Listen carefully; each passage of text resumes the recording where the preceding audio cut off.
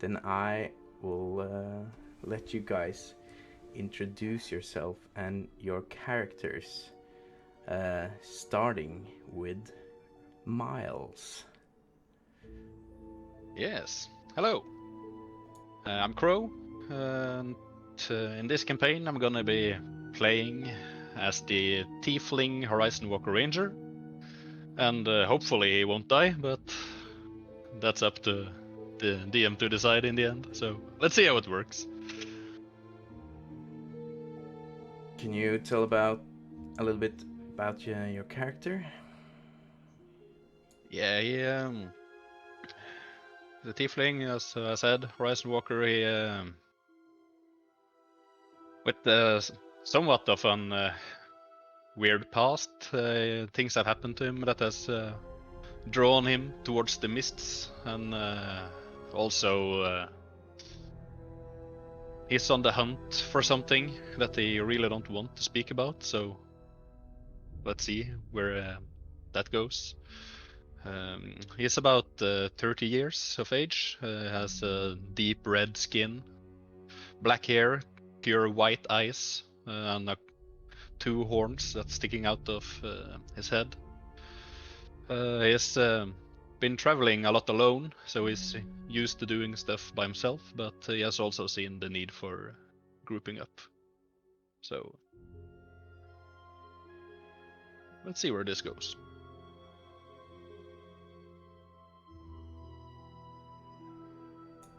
Nice. That is Miles. And now onward to Gloomsworth. Hello, everyone. My name is Ekolie. I'm gonna be playing Gloomsworth, a tortle fighter, starting starting heavy on the investigation and heavy on the gunslinging. He's a green bluish colored turtle with a shell that looks sort of like a little island of itself. You know, small cracks and crevices all around the shell. Looking quite catchy. Has a eye patch above his left eye. Stylish black coat above his left shoulder as well, and he is pretty handsome.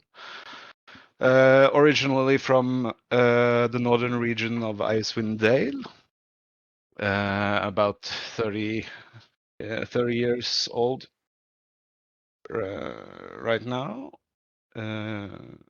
Looking forward to searching the mist for something. Something that he believes calls to him. So yeah, that's me. Awesome. Can't wait to see you. Gloomsworth!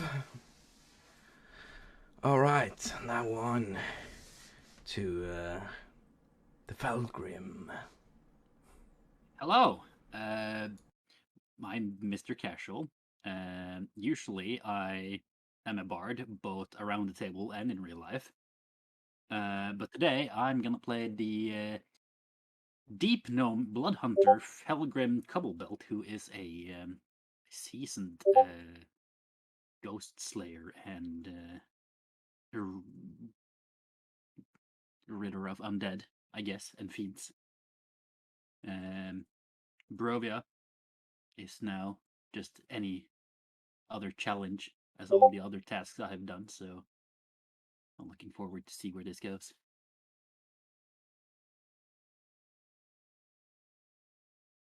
Can you describe your character a little? Well, he's a deep gnome, so he's not very tall. And even though on my picture he looks very ripped, I do in fact have a 0 to my strength modifier, so it's all for show. He's a deep gnome. He has very pale and gray skin. Looks kind of a badass, but he is known to crack a joke every now and then. He's not a very serious kind of guy.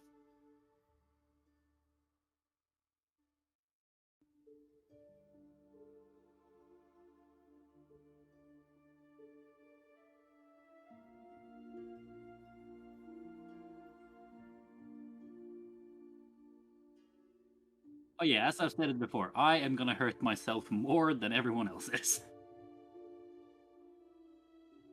Nice.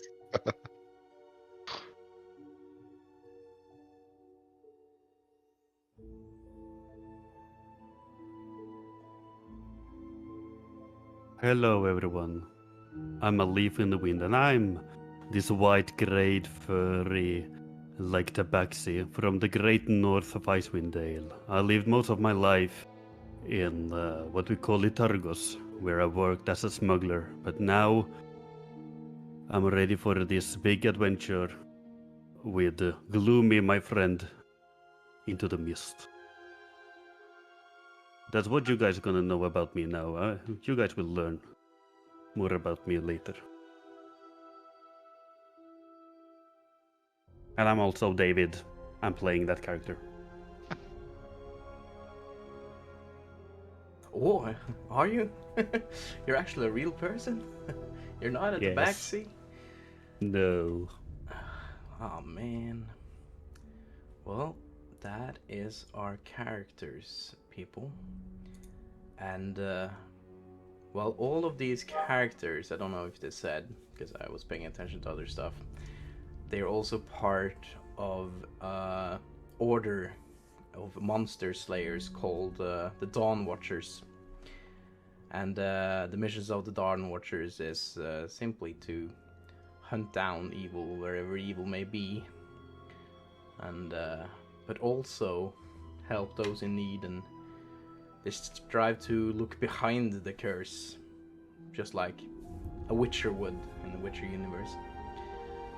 And all of these people have been sent to investigate a strange mist that has shown up in the Neverwinter Woods, just north of a little ruined city of Conyberry.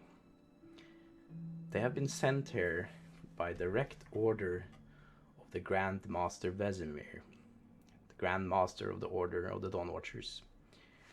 And, well, I can read you guys this letter. Here, you guys see the wax seal of the letter. And this is the crest of the Dawnwatchers. As you can see, there are two ravens representing two sides, light side and dark side. And the raven is considered a very holy symbol in the Dawnwatcher order. The letter says, "By order of Grand Master Vesemir, you have been handpicked to investigate the mysterious mists that have emerged from Neverwinter Woods, just north of the ruined town of Conyberry, a couple of weeks ago. We have known for a while that there is a powerful banshee named Agatha residing in the area, but our reports have previously concluded that Agatha poses no threat to society. There's been an increase in wolf sightings near the Tribord Trail, making it dangerous for the merchants and people traveling through the road. Several witnesses have reported that these wolves are unnaturally big and menacing looking, and they acted like an intelligent being was guiding them.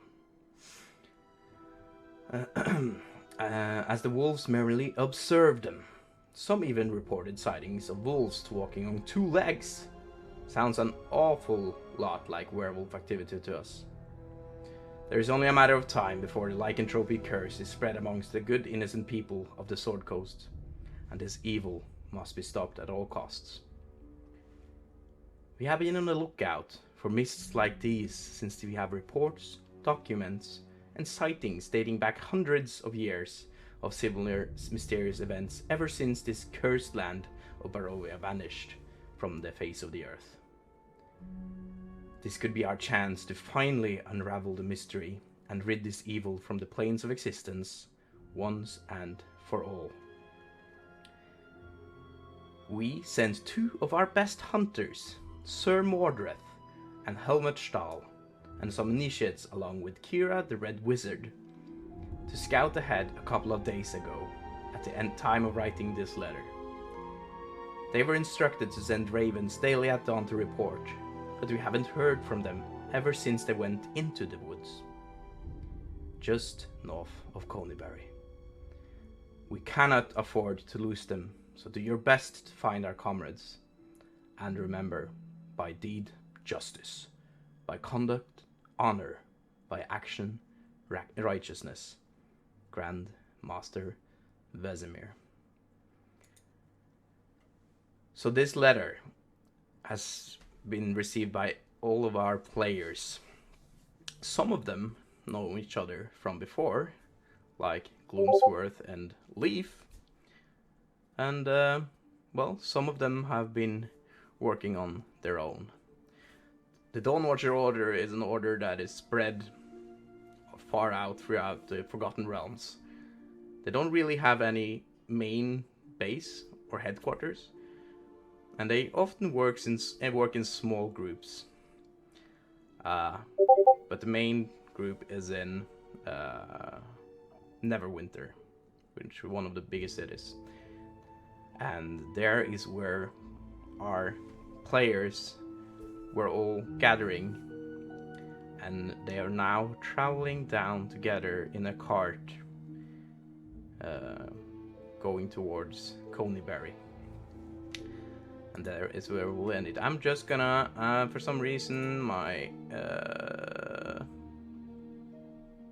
streaming over Discord have this shut down, so I will do that. Where the fuck did I do that again? Privacy and safety. How did I? Jesus, we're getting followers here to see as well.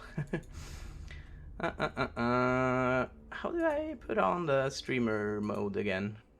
I totally forgot.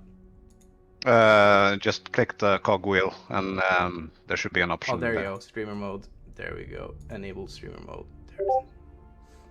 So we don't have to listen to all those alerts from Discord. Okay. And now I'll just have to change the scenes a little bit. I have so many goddamn scenes open. There we go. So,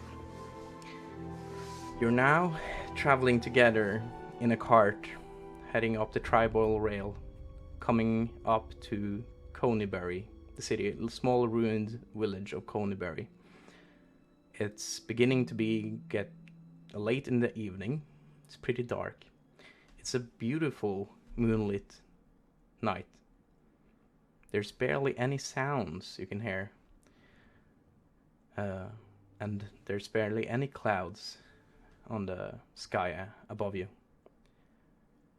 Who would you say among you would have taken control of the cart? Who is holding the reins, sitting outside of it?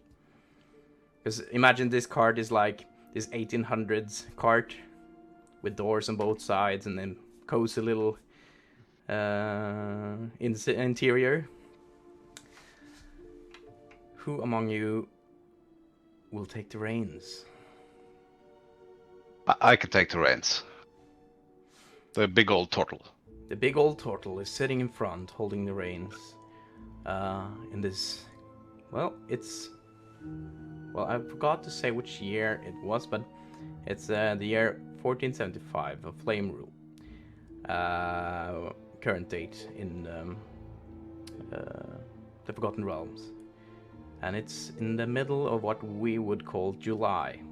It should be a pretty warm summer day, but as you come closer to Conyberry, you feel a little chilly sitting outside, and well, you find a need to maybe put some more clothes on, or I don't know what the turtle would put on to find its warmth sitting inside his little shell there. A nice blanket would be nice. A little It's blanket. covering the legs. Maybe a traveler's cloak, just like this. And there is one spot next to you that's open.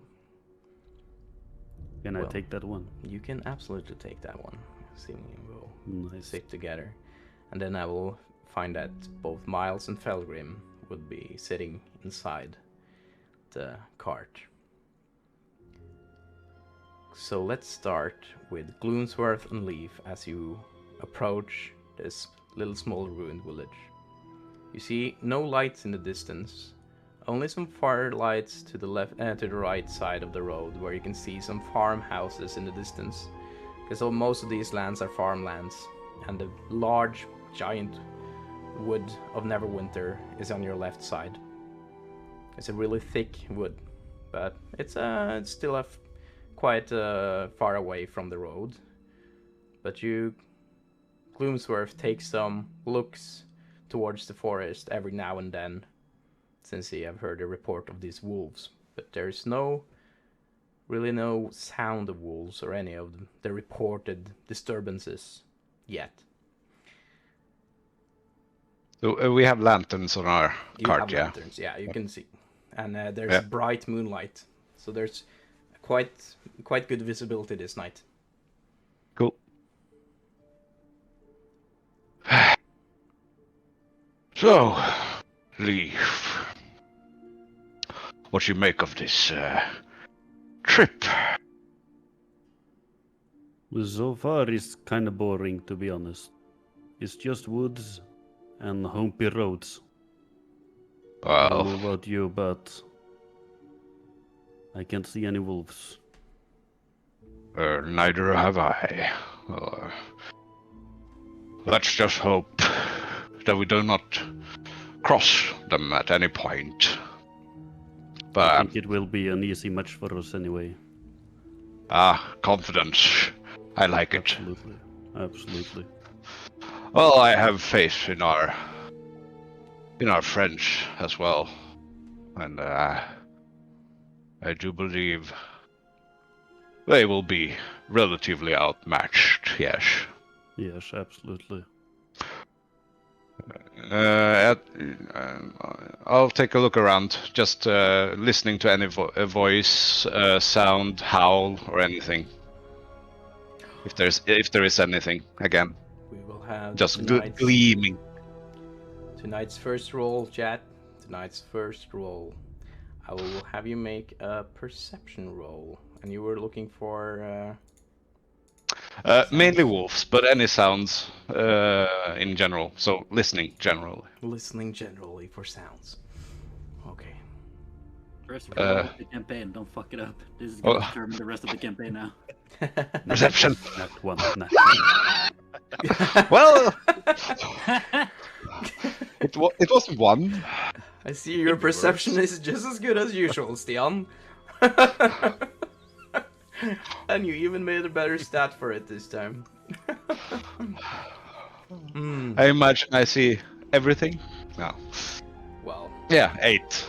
you look around you and listens around, but as I described earlier, this is a really quiet evening. Not really much sound at all. You don't, and this is kind of strange. You think you would be able to at least hear some nightly creatures, at least since you're so close to the woods. But for some reason, it's very quiet. It is unusually quiet. It is. Well, It's always quiet before the storm, you know. yeah, I've heard of the term. Do you think we will run into trouble? Probably. And I'll start knocking on the cart, like behind me or something, and just chins up, everyone. It is unusually quiet.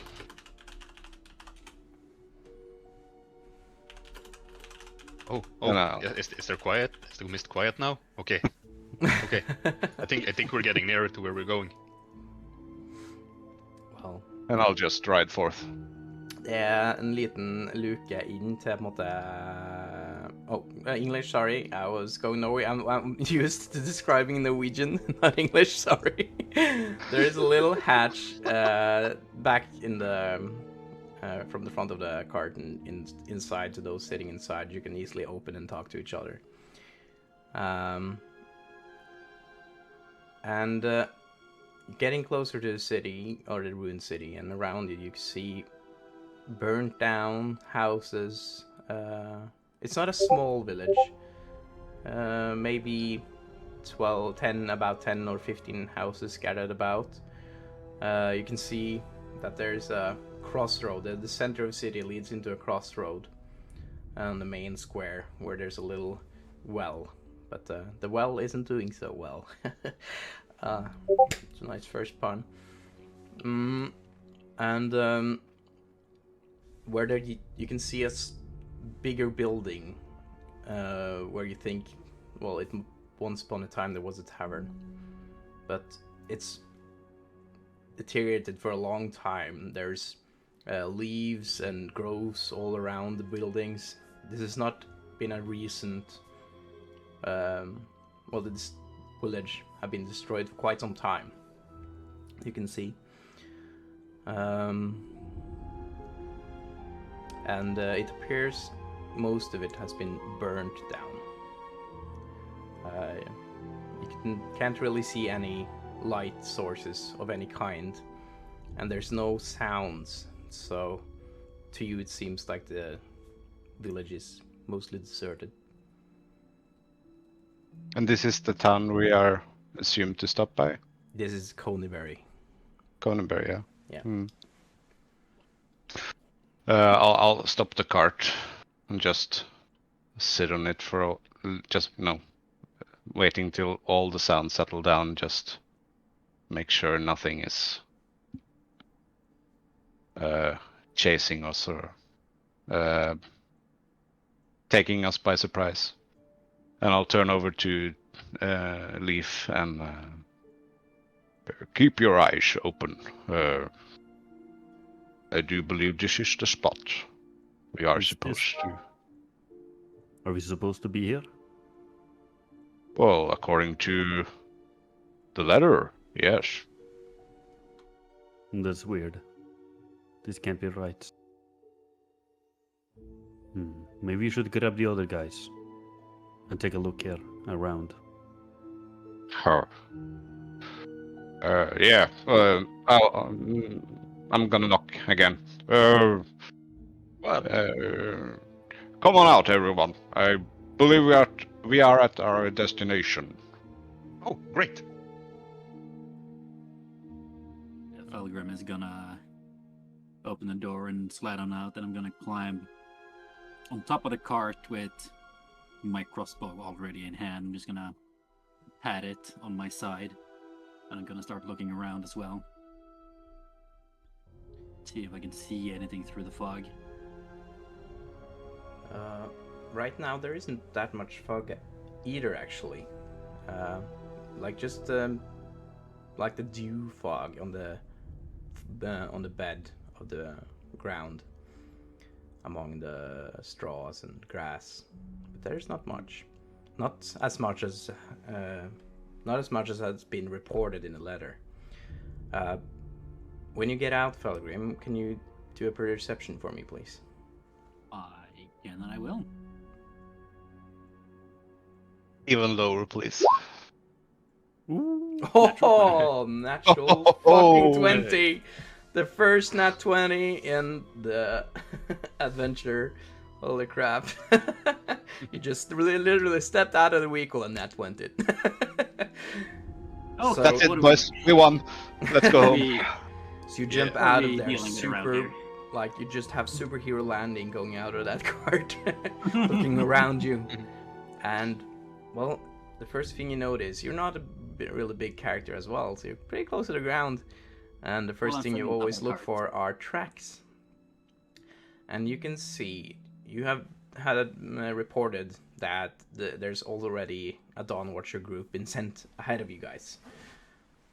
And now that you look around, you can see cart tracks and foot tracks in the mud on the road, leading to the left, in the crossroad, leading towards the woods.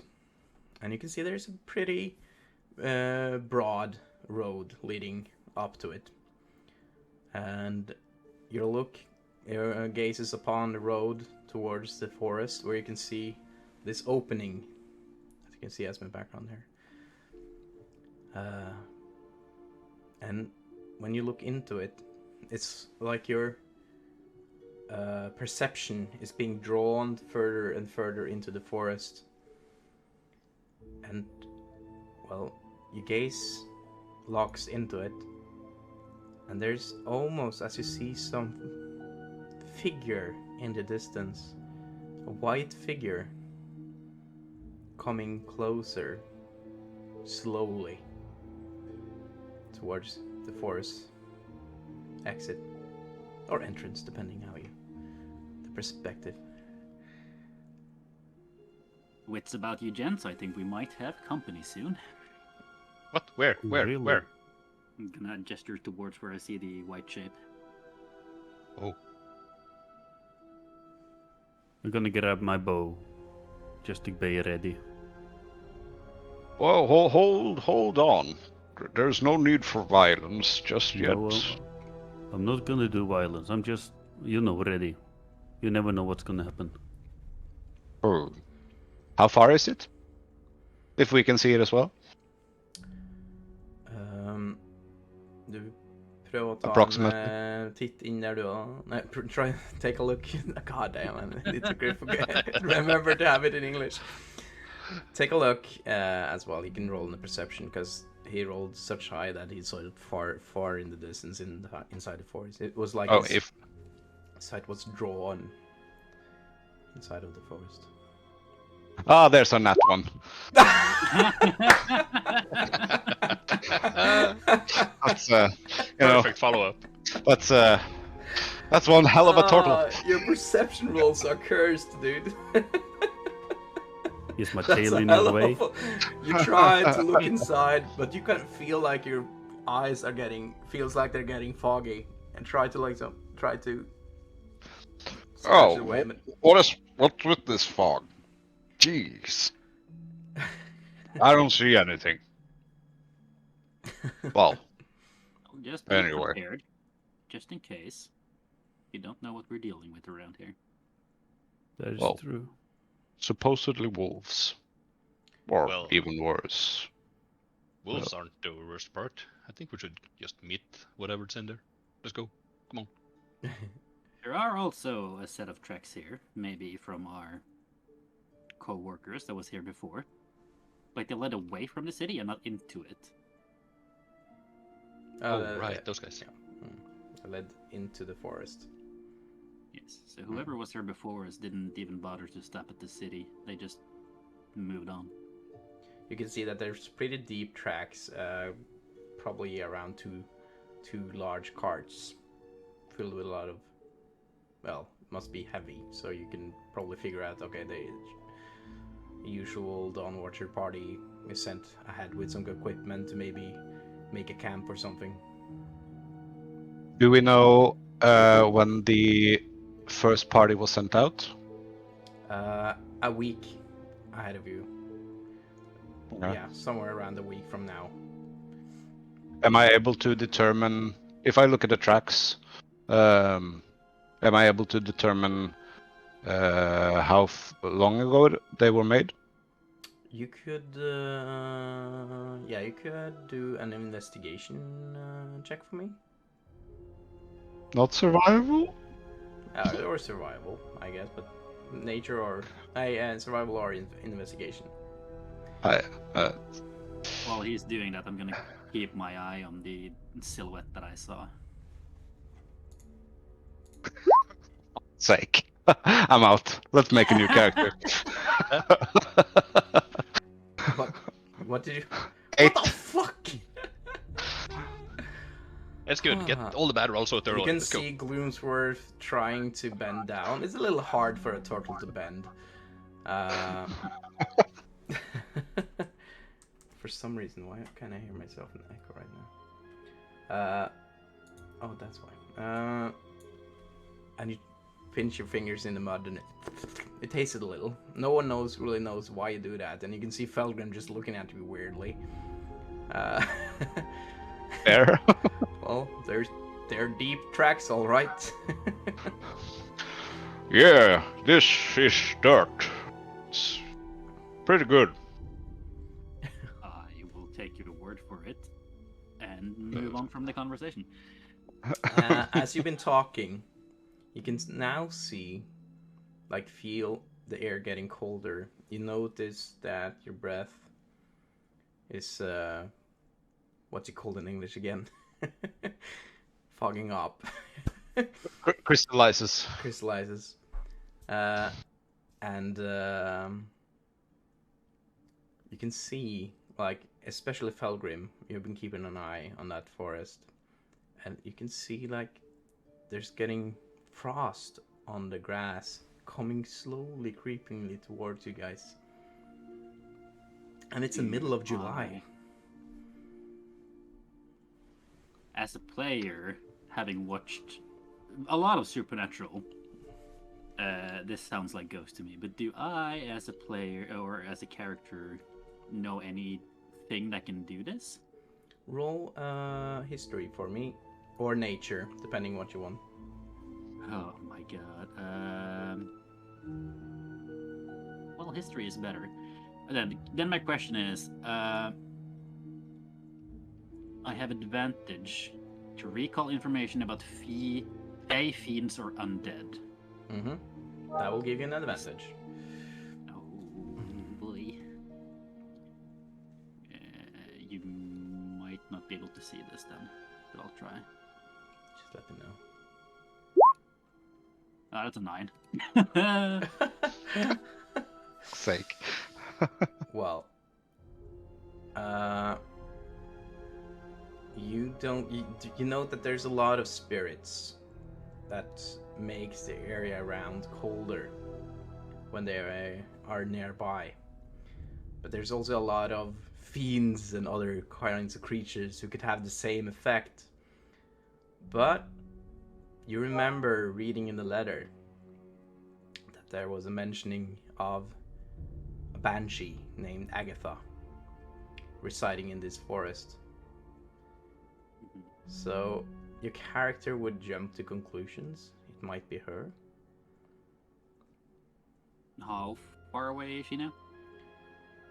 Make another perception check for me. Oh boy. Ha!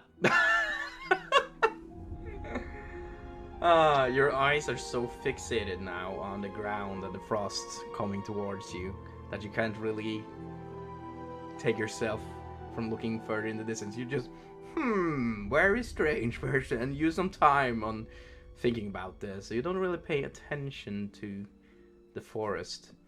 Is there anyone else who'd like to? Are you to finish looking at the ground? I think we should go into the forest. I agree. And you see that the forest, the road is, as you see, wide enough to keep your cart, because you have a lot of your supplies and everything is stocked in your cart.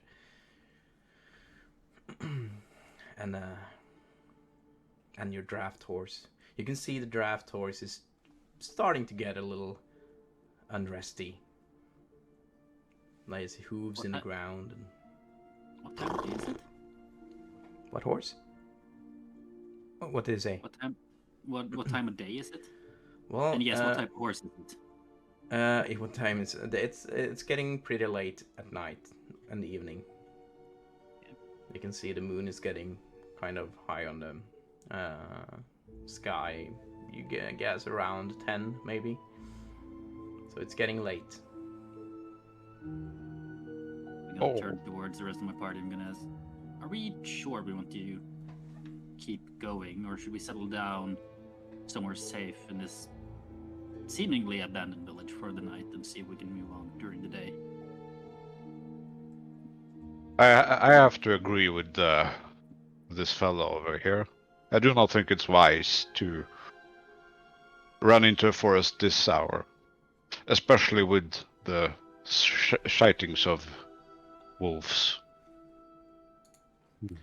And potentially hybrid wolves. While you stand there and discuss, you can see the frost has now reached you. It's getting cold. And And it looks like we're... And Sorry. you can see that white figure. All of you can see her, the figure now, approaching out of the forest.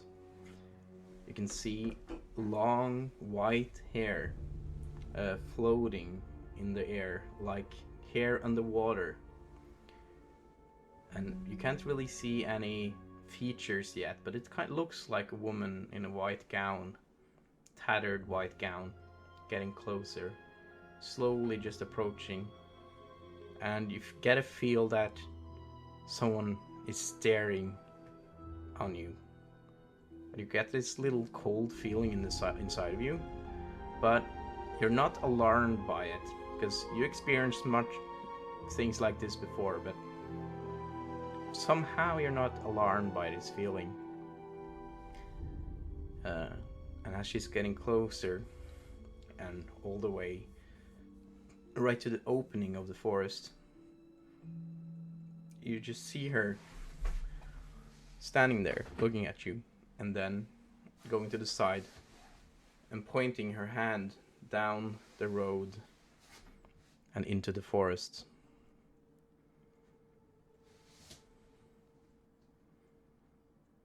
It looks like we need to go that way. Can it be? No. No. Is it? No. What is it? What? I feel like I know her. Really? Yeah. Yes. Hello, friend.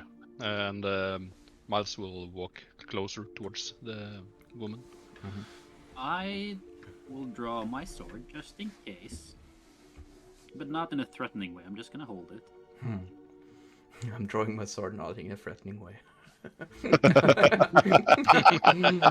How do you draw your sword not in a threatening way? Well, you know, slowly, and I'm gonna point it downwards and away from people.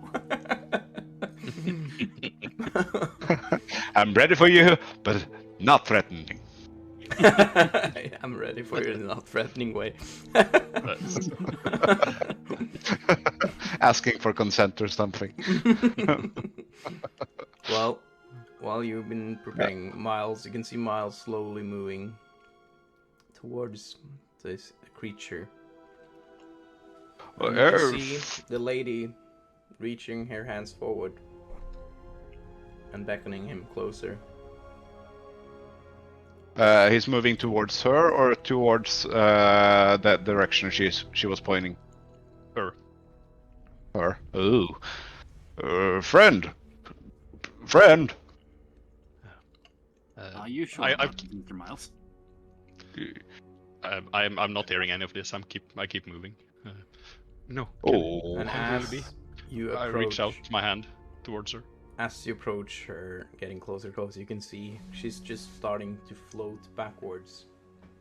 But you can see that she is levitating a few feet above the ground. She's just starting to go backwards slowly while she beckons you to her, waves you to her. I'll start following. Yep, same. Are you taking the cart with you, or? Nope. Well, I am not. Is I there don't know how to drive, so no. is there like is there a road that you can actually drive on, or Yeah. is it like? Yeah. Oh. It's wide enough. You can see that the tracks of the other carts have been going into the forest as well. How far away is Miles from me now? Yeah, it's probably around 40 feet from you now. Oh shit. Yeah, it's about, Okay, It's about 60 feet into the entrance of the forest from where you're standing now. And you can see that this road has been used by this town a lot. It's probably, you figure out probably what they lived off the forest. Are we taking? We're taking the cart. Okay, fine.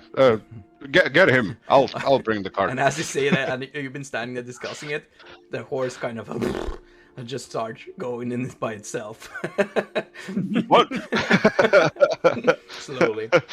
Oh, whoa, whoa, whoa, whoa! Easy. Roll and handling.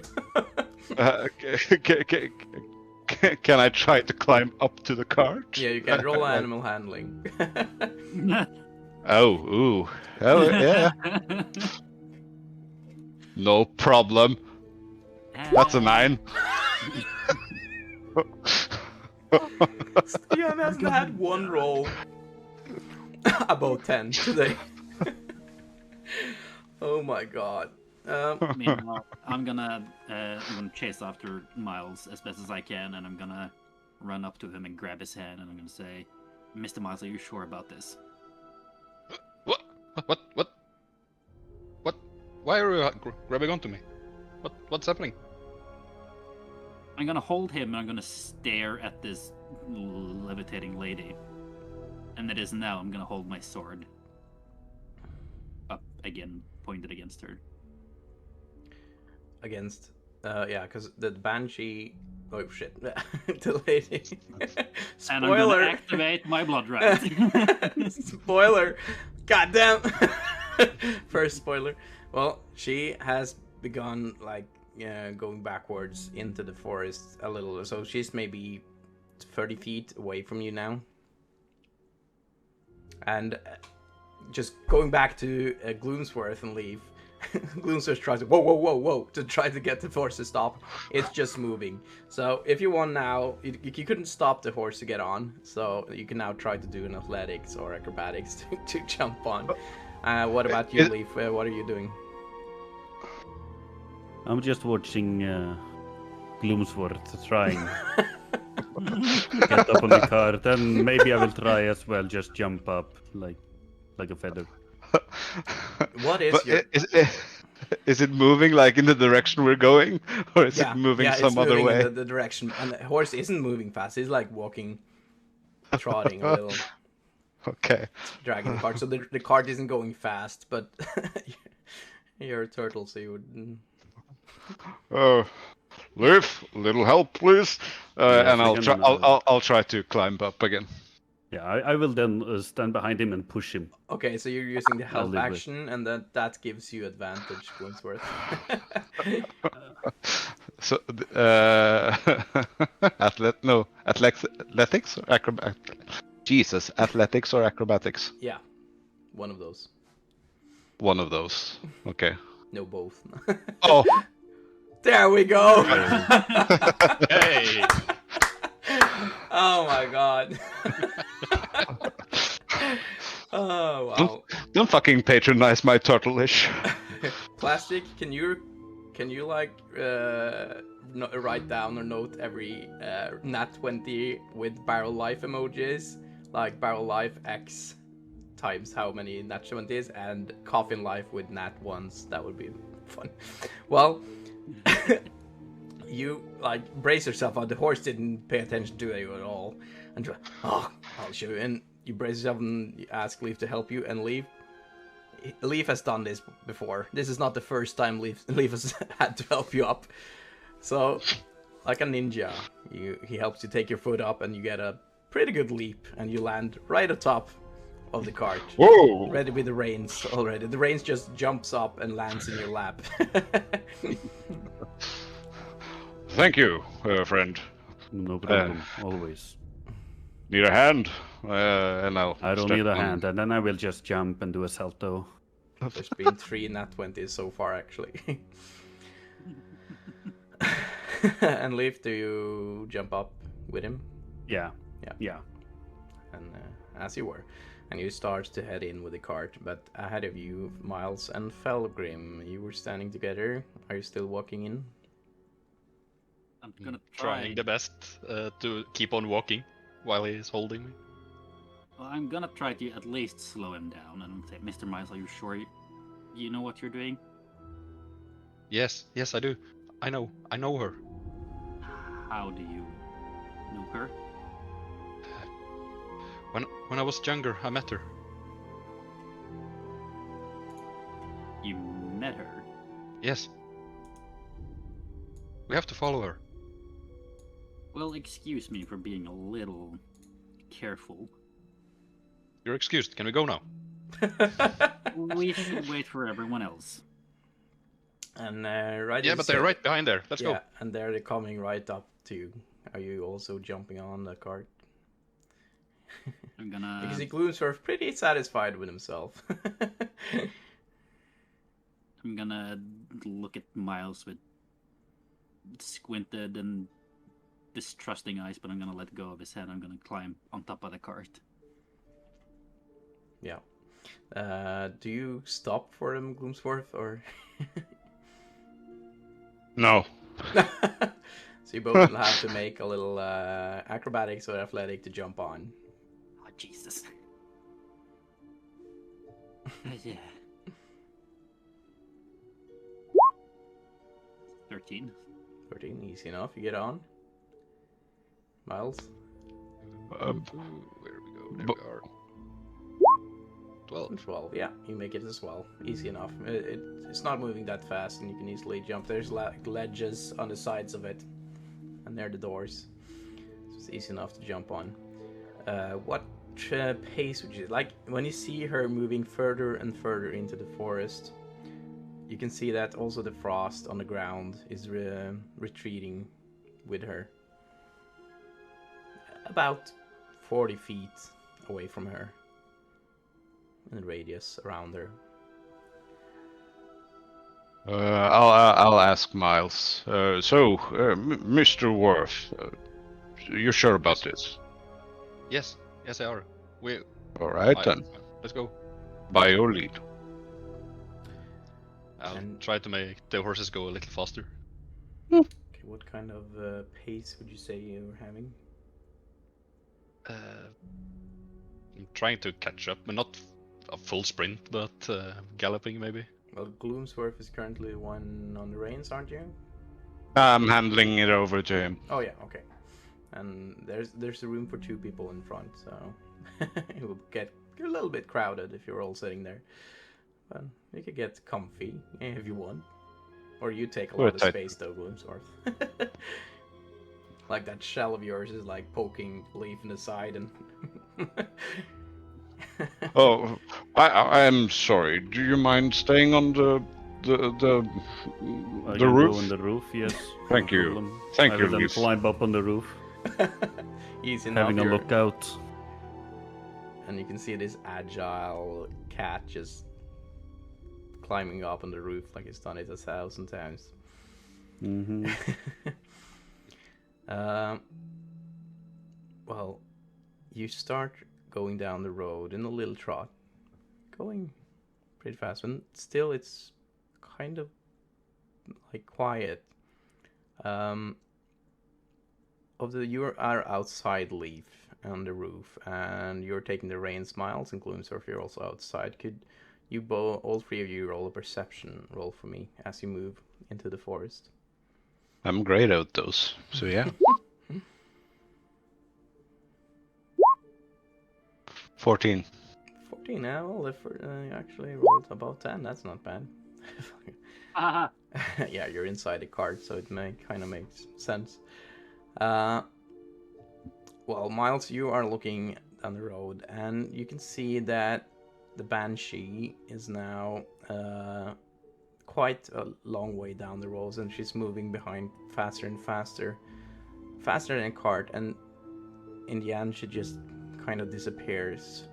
And as you move in at Gloomsworth, you can see that now the mists are moving on the floor of the forest. There is actual mist now.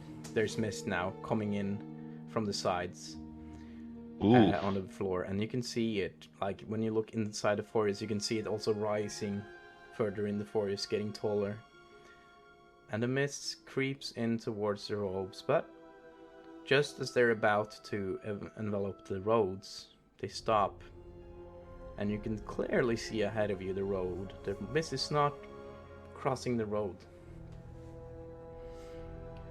Oh, this is bad.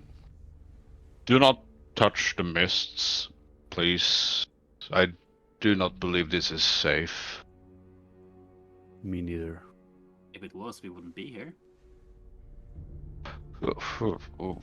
Fair. Well, so the we're still traveling, right? Yeah. Forward, and it just surrounds us while we're traveling. Yeah. And you can see like the road is clear, and there's still Okay. the road is still pretty broad. Like, Well, I would refrain from anyone actually going into the mist. and as you can see Just on the say.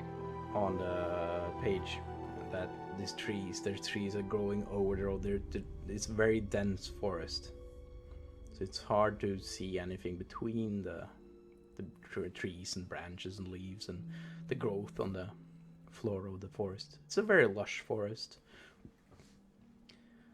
And like as you travel further down the road, you're maybe 20 minutes on.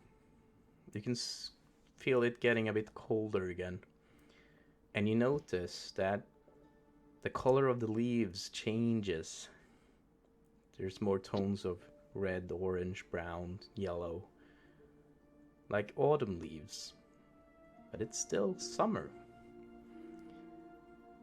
And, well, now in the distance, Leaf, you can see this here on the top of the cart, on the roof. You can see just where some of the tree branches break, and you can see a clearing up towards the sky. You see smoke coming up in the distance further ahead. And maybe 15 minutes of travel still.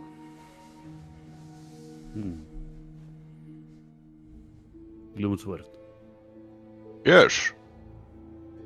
do you see the smoke ahead of us? Do I see the smoke? Yes. Now Cool. that Yes, I see. That's unusual. I think we should be a little bit cautious here. A little bit ready. Dere vet jo Yes. Ikke norsk. You know that you're trying to find the camp. That was why you were sent here Yeah. in the first Now I place. remember. In the letter. It might be the camp. It might be. Let's hope for But- the... Again, there's nothing wrong with being cautious. No, it is not. Be ready. Okay. What kind of pace are you having now? Because you were having a mid, fastish pace. Are you keeping the same pace or? Oh, shit! I forgot something. Sorry. I totally forgot this actually. You're also traveling with 2 other initiates members. Oh, Oh, hello! hello, Where guys. did you come from? Didn't see you there. They're in the carts together with Fellgrim. One of them is a male. You can see he's a sorcerer initiate. Or not a sorcerer, a spellcaster initiate. He's in brown robes, just pretty much like the robes I'm having now, and has a quarterstaff. And he is sitting in the back sleeping. He was sent. This is his first mission. And his name is George. And George. he was sent on his first mission under your leadership, Gloomsworth. Sorry, I totally forgot about this. And there's also another Dawnwatcher initiate traveling with you, and he's also sitting in the cart. And this looks like more of a fighter type. He has a long sword on his side, and he also has a long bow with him. You can see Fellgrim. You're the one inside. You can see like the spellcaster. He is the mage. He's sleeping. It looks pretty peaceful, but warrior. You don't know his name yet because you have never met him. He looks kind of concerned, kind of nervous. He's just sitting down looking at his sword, and you can see his like polishing it. You can see he had fast strokes on his sword to polish it. Oh god.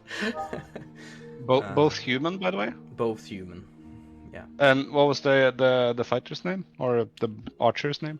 The archer, the mage's name is George. The Yeah. fighter's name is Willow. Willow. Okay. Oh, I thought we didn't know the name of the fighter. Some stealth initiates I read in the chat. Yeah, there were stealth initiates. That's okay. So this, you know that this is their first mission on the guild. They've been in training. They've never been on an actual mission. I mean, I'm in the cart with these two. Who else is in there with me? Yeah, there's no one there. All of them, Miles, Leaf, and Gloomsworth are outside. Miles and Gloomsworth is on the front of the cart. Miles is holding the reins. And Leaf is on the roof. So you're together with the initiates. I'm gonna look over at Willow. Was that his name? Yes. Is it pretty obvious that he's nervous? Yeah, it's pretty obvious. And his Okay, whole so body it's language. not- And he just keeps looking down at his sword. It doesn't take a high insight check to figure out. No, your passive insight is more than good enough to... You, doing okay there, Willow? That was your name, right? Yes, well, this is my first assignment, you know, and, well, I'm kind of nervous, like, I'm traveling with Gloomsworth. He's kind of a legend. Oh, he's in here. Yes, like, he's been cracking some good cases, and, well, I've heard some other, like, they're not initiates anymore, though, but about Mike Baker, they run some hefty missions with him, so I know that if you get assigned under his leadership, it's a risky mission. Well, I don't know if the stories about the mists are true, or all that creepy lady. All of this just kind of feels wrong to me, you know. So.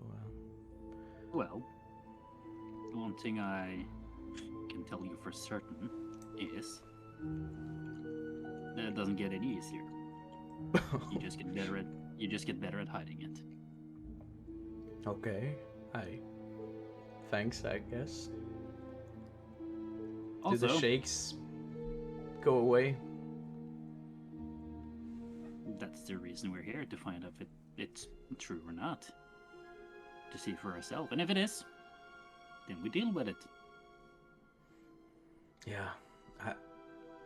How long have you been in the guilds? I never... What was your name?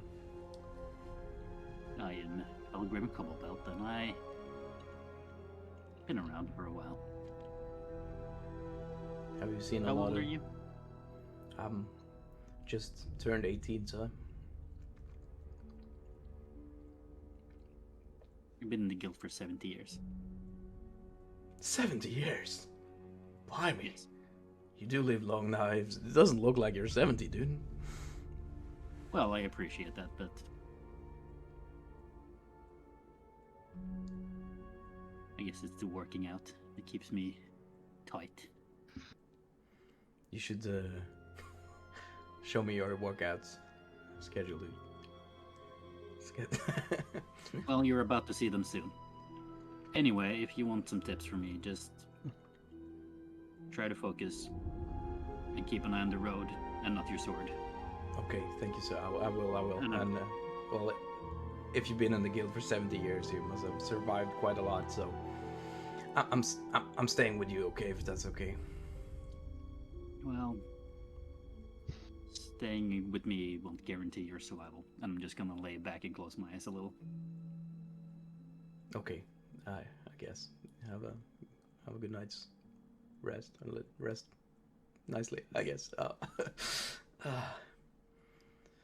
Look at him though. He's just sleeping. He's an annoying little twat. He's keeping rested for the fights that may come. So should you. Ah, you're right. But I don't know if I can sleep going into this.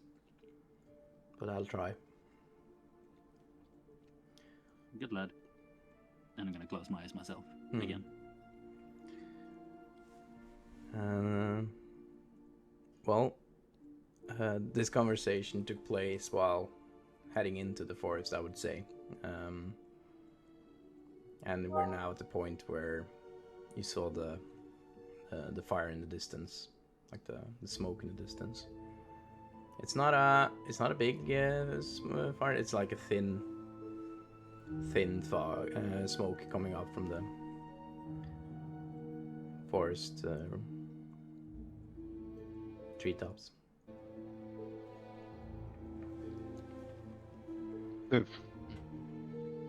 We're just strolling forward and assuming it's the camp.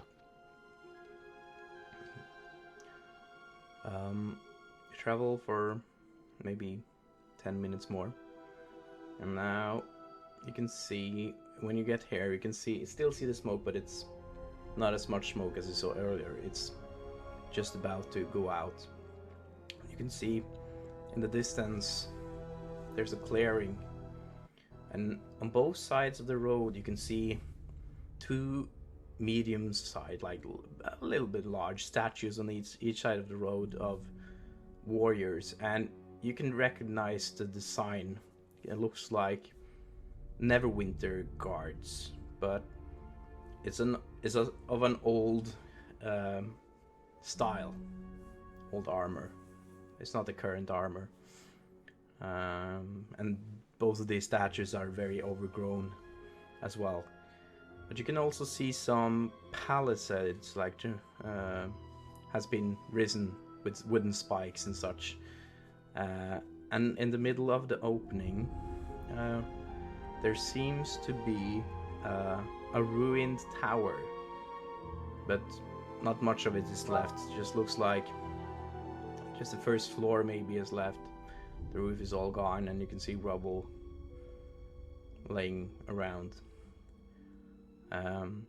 Well, it's clear this looks like a camp from the distance, but could you roll a perception check for me, Miles, Gloomsworth, and Leaf?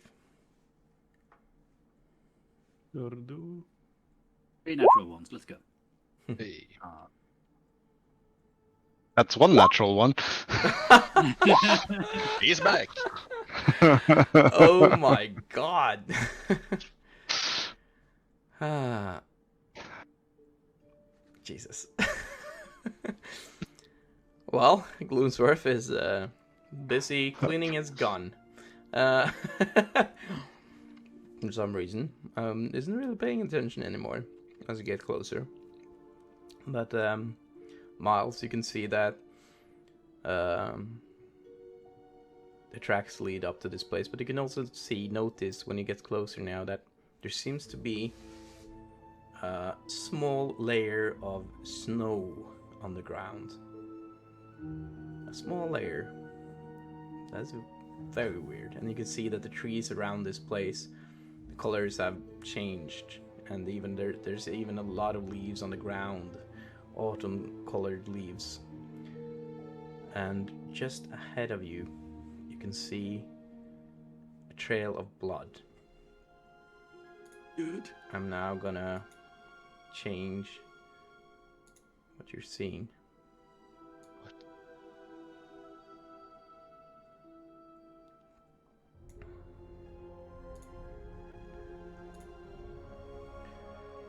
Let me.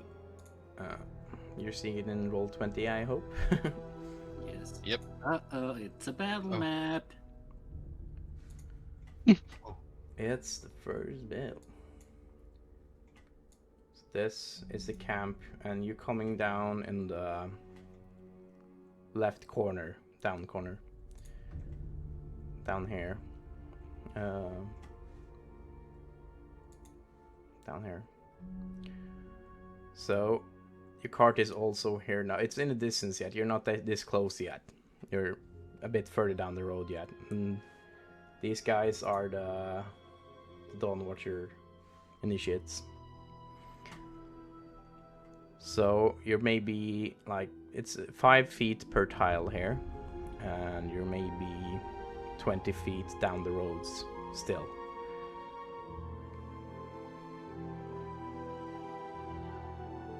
I think we're coming up to something, guys. Yeah, me too. Hey, Mr. Gloomsworth, stop fiddling with your gun. What? What? Oh, Look, the camp. We should Supposedly. probably be a little bit stealthy here. Why? I don't know. This doesn't feel right to me, to be honest. I trust your instincts then. Well, stop them, Miles. you sure? If there's Okay. dangers ahead, I would hate to lose our horses. Fair point. Okay. Okay. And the horse. Well. knows. Should we go in on foot? Yeah. What else are there to go in on? The mist are still around us, right? The mists are still in the forest around you, but the clearing into the camp, there's no fog in the camp as well. Okay. I'll knock on the cart again. Wake up! We got some investigation to do. I think you had just my enough specialty. time to have kind of a short rest before you woke up again, and Fellgrim and the other initiates woke up, and you can see George, the mage, just finally arrived at the camp. How are we doing, guys? And he's been sleeping this whole time. Do any of you hear any, well, wolves? Do I hear any wolf? Roll a perception.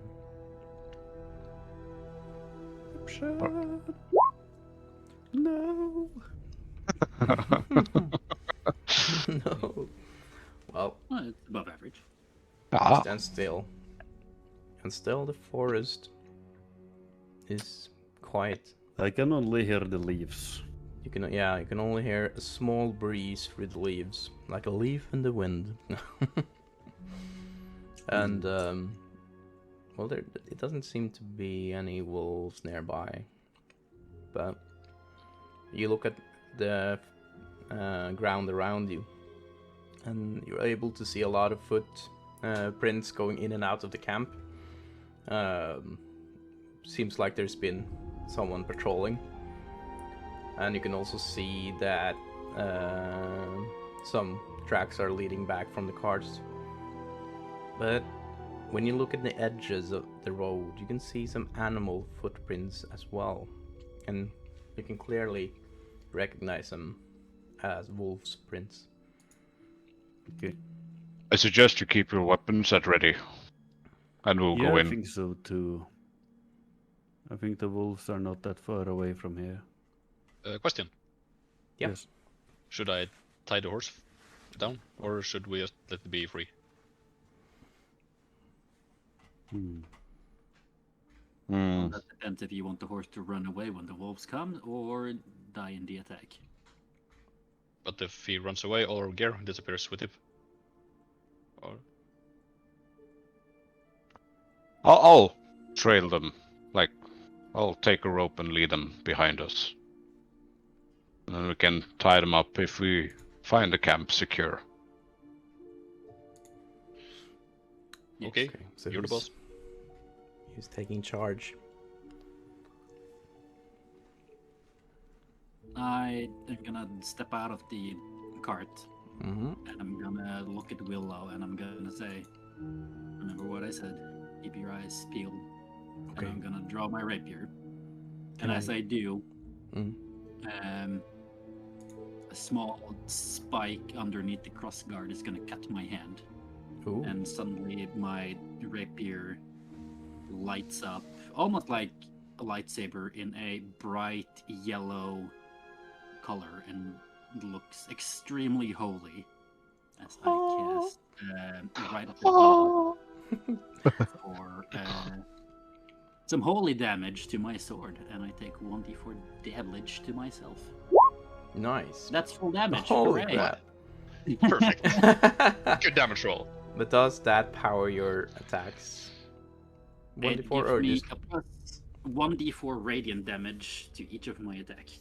So how would you explain this? Like you pierced yourself with the sword, but you took 4 radiant damage as it did this. So how would you describe what was happening?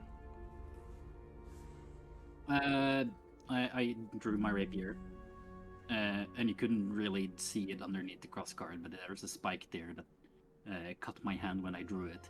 And as it does, a beam of bright yellow light shoots up from where the blade is, and it looks like a lightsaber now, basically.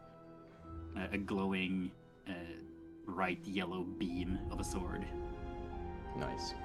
You can see that Willow's eyes, just as he was about to go out of the card himself, was just, what the hell? That's so cool. Can you teach me that?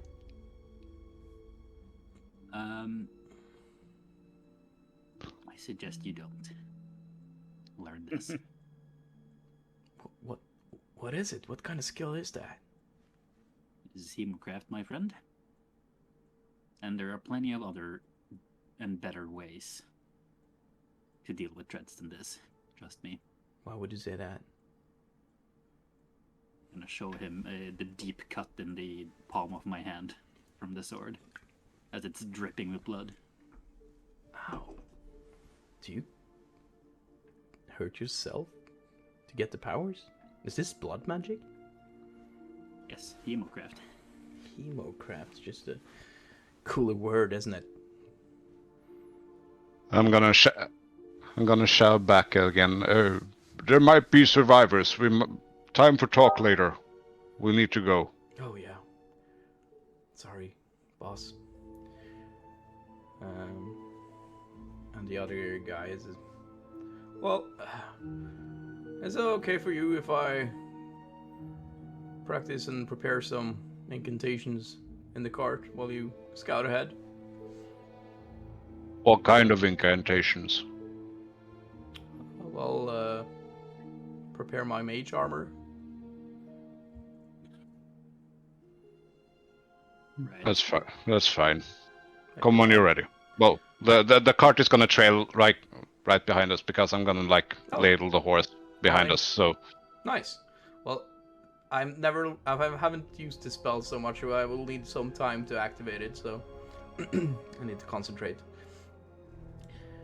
that's fair. Fellgrim, Use the cart, my friend. Fellgrim, you start walking inside. Where did I put Mr. There? There it is. He kind of walks behind you very slowly and looks around him to all sides all the time. Looks kind of nervous as well. As you get closer in the camp, you can see a body on the floor to the right. And in front of you, you can see some wooden palisades that's been...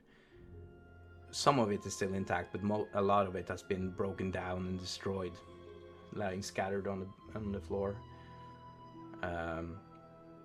And you can clearly see on the clothes that the bodies are wearing that these are also Dawnwatcher initiates. But they're beyond recognition.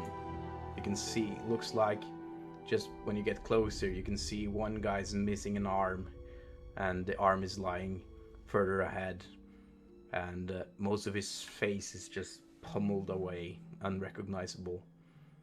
The other guy isn't looking any better, to say at least.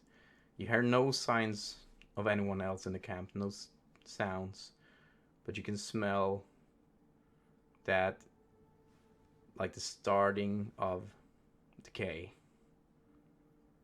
But the blood on the ground is dark red, and it still gives off a slight warmth. I'll go up ahead as well and inspect one of the bodies to determine, try to determine at least some time frame. When did this happen? How long ago? Okay, I'm moving up. Could you roll an inspection for me? Inspection? Or whatever. Investigation? Inspection. Medicine? Inspection. Investigation, I mean. Yeah. 17. 17. You can see that Willow, as you approach the body, he can't even dare to watch. But you approach it calmly and go down on your knees, and while you look at it, you can see that blood is still seeping out of the wounds. And there's a thin layer of snow also on the body. So you might, maybe half a day ago, not more than that.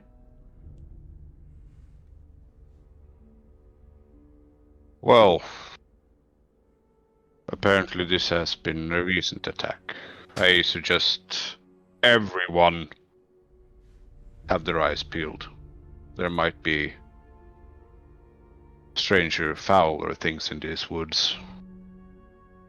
I'm gonna start patrolling the camp. Keep an eye on the outskirt of the woods. Yeah, Miles and Leaf, what are you guys doing? I'm jumping down from the cart. I'm moving up to Gloomsworth. I'm gonna tell him that I can see some wolf tracks. Not far Where? away from here. No, where the cart is.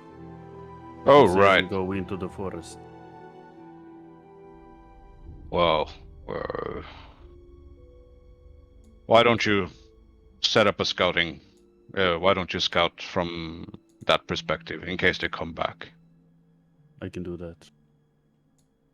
I will go and scout that area. And I'll yell at Willow to go. Go check the other bodies. See if there's anyone still alive. There might be. Okay, sir. Check their pulse. I will. Sir? I don't What? think there's any point in checking his pulse. His throat is torn out. Then you might proceed. Thank you. Miles, hva gjør du? I'm looking around the camp to see if there's any signs of what happened. Are there normal wolves, or are there any special wolves that are attacked? As you approach the tower, and as Fellgrim and Dawnwatchers approach the towers, lights inside on the torches inside lights up. What? Points my sword towards it. What did you say? I said I'm gonna point my sword towards it. Hey, Mr. Gloomsworth. Towards the light. Yes. There's something strange about this tower. Oh.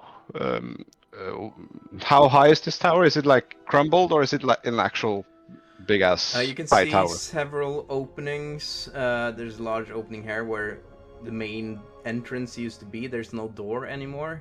And there's crumbled and several openings. You can also see it used to be maybe a three stories tall tower once upon a time. But this wall right here, it's about 25 feet. And this over here is about 15 feet. And there's one over here about 20 feet. And it's 15 feet. So it's mostly fallen apart. There's just foundations really left.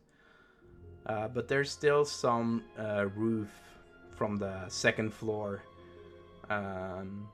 covering some parts of the inside. So you have like a roof over their heads from the floor, the second floor.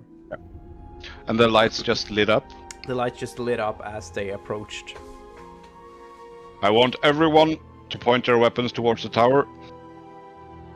And I'll goes slightly farther towards it, not just like to the barricade that's before it. Yeah. I'll take out one of my rations Mm-hmm. and throw it in. One of your rations, like food rations. One of it. Yeah. You throw the rations in, and they just tumble on the floor, scattering about. Nothing seems to happen.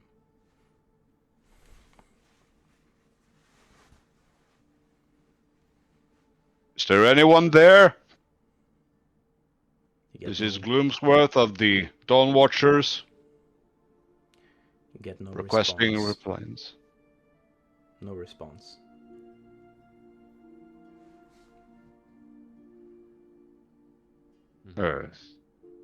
What do you think, Mr. Worth? It seems that something is happening here. You don't It's see- unlike anything I've ever seen before. Anyone trained in the arcane? Well, I get yes, I am. To detect? Yes. Well, I know a little bit of Arcana, but I can't detect magic if that's what you're asking. Okay. But I can look for it. What about George? Maybe he can do that. George! Oh, yeah, sorry. Yeah, We need your certain kind of skill set up here. okay. Yeah, that's fine. I'll tumble about, but just give me a sec here to find the right browser. Pulls out his iPad. Now, where's the tab with detect magic? And where is that tab again? Jeez, this spell book, dude. It's so many pages and browsers and stuff. Okay, I'm coming. So what do you want me to do? Oh my god. What has happened there? Wolves. Wolves did this? Well, I've never based seen on tracks, yes. wolves. Mr. Worth, did you find out if there was alternatives to wolves? I was just about to do that, but then the tower lit up, so Oh, I kind of forgot. Well, you can do that now if you want to. I can take a look around now. yeah, we have the tower under control. Well, Are we staying I'll do away that then. from the tower? You can hear from George.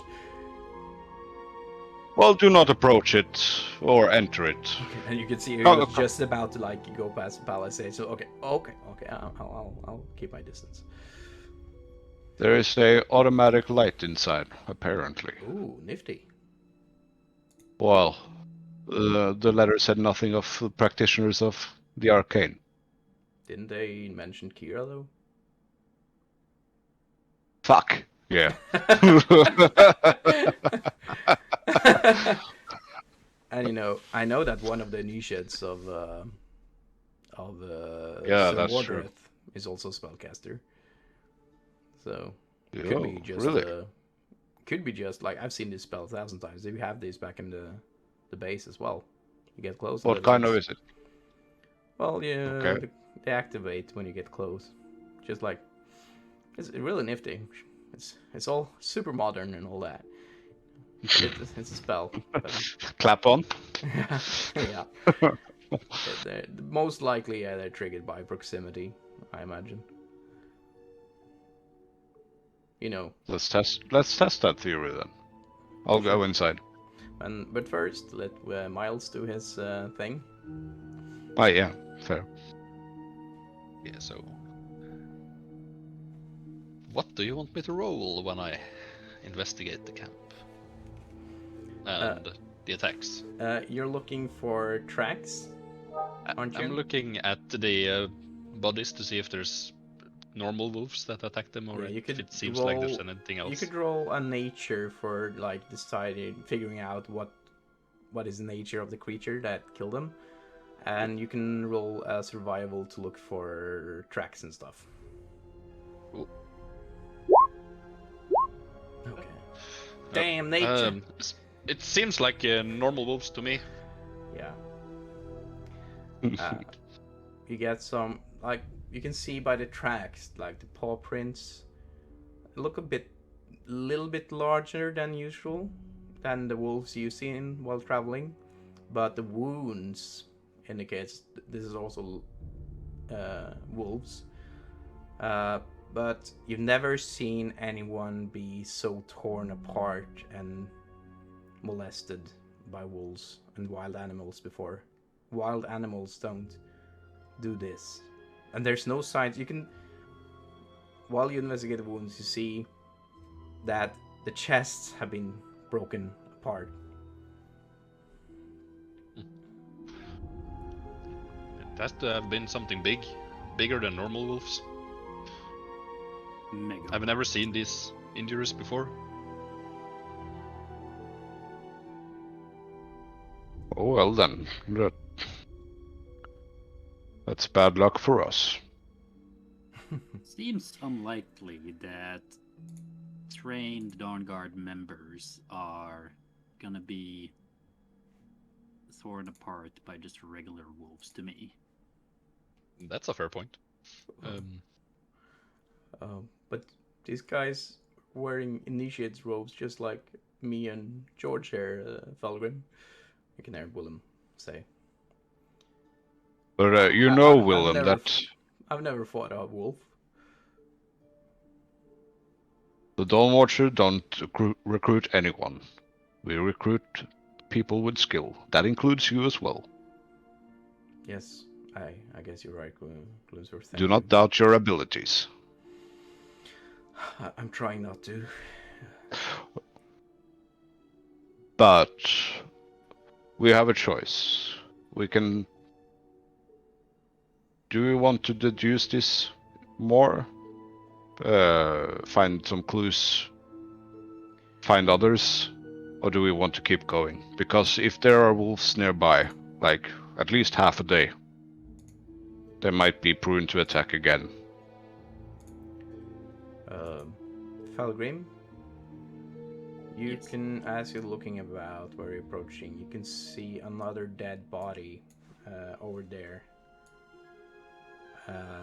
You can see a lying halfway out of the torn apart tent. You can see that this tent has been torn about by large claws.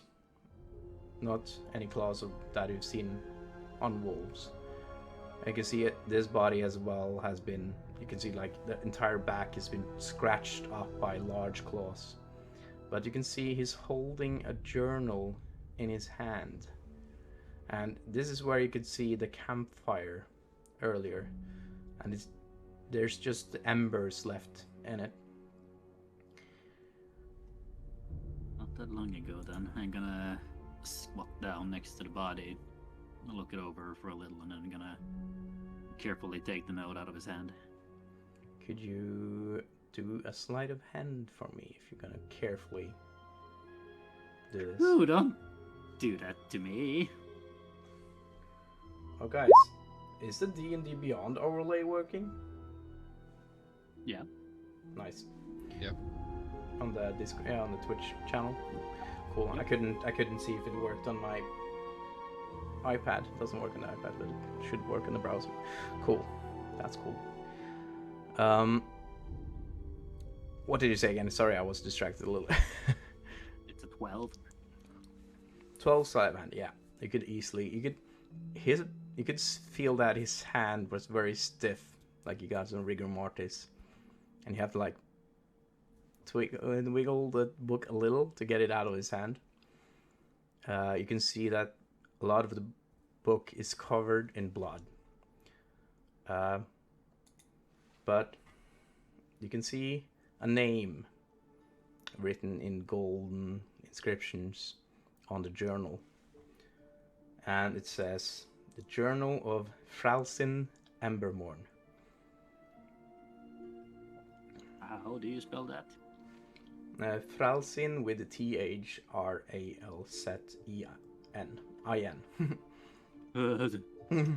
Fralsin. Yes. Embermorn. You could roll a history for me if you want to see if you remember. Might have. I will. History. It's gonna automatically roll with advantage, but just take the left one. 22. 22. Well, just before you went on this mission, you read about Sir Mordreth a little. And you know that he had some prodigy initiates under him, like very promising students and initiates. And one of them was named Fralson Emberborn.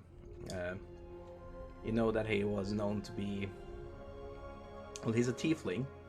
And you know, he was known to be quite arrogant and had a high belief in his own powers. Which is basically true. He was very gifted. Is very gifted with spells. And this is one of the reasons he was initiated into the order. But that's about it. But you reckon that he's definitely a Dawnwatcher. But you can see on this body that was holding the journal, there's no signs of it being a tiefling. It's a human. There's no horns, there's no other color of his skin. As I can remember, he was a blue tiefling.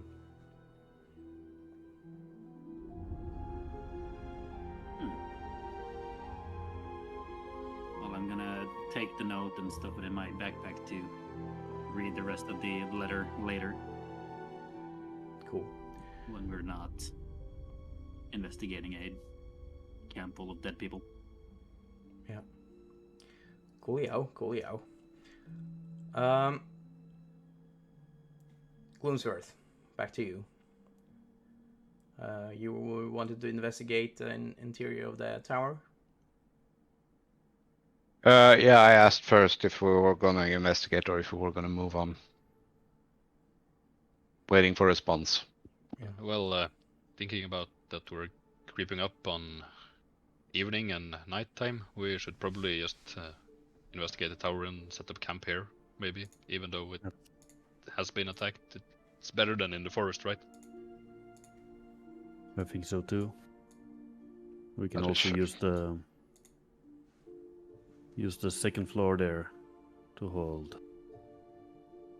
see if there's some activities at night. That's fair.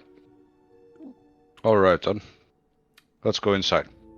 Yeah, let's do Would that. you like Or me to... someone keep a watch out here, or several. Gloomsworth, Yes. would you like me to have a check for any traps or magical traps maybe inside the tower? If you're able, yeah, please do. Like, I know, I've heard of this Kira. She hasn't been a member for long, but I know she was a powerful wizard. So, she might have put some traps up. Fair enough. Okay, Do your thing. Let me do my thing. I'm gonna do the thing, guys. I promise. This is gonna be a good thing. Okay, let me try this. I'm gonna do the thing. Great thing. Good thing. I'm gonna roll in the card. Oh shit. You get to see him holding out his hands towards and holding holding his quarterstaff in one hand and his spellbook in the other, and just concentrating. Nah, I don't get any magical ping at all, really, but it seems like I can feel like the light source is definitely magical. And I think there's something on the ground under that circular rock there. Dar. Everyone get over there. Over there. So there's definitely something under that rug.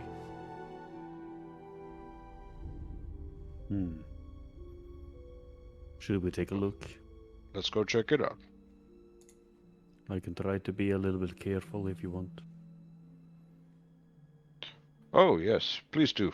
If you can check for, well, any sort of hooky dooky. If there's something underneath the rug, I will be really careful. So I'm going up to the rug and I'm like lifting it up a little bit. Yes, Do you want to stealth inside? I can. Yes, I can also stealth. Yeah. Roll stealth for me. 18. 18, yeah. You're stealthy as a cat.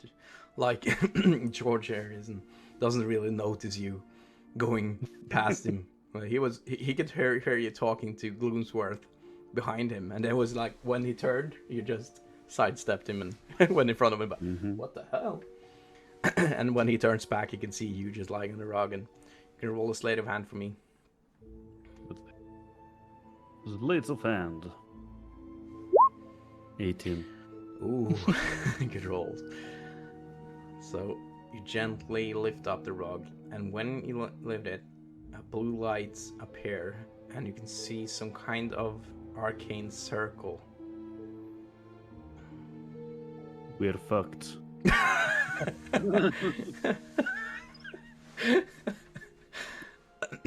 I'm just setting the rogue down again, and I step back a little bit.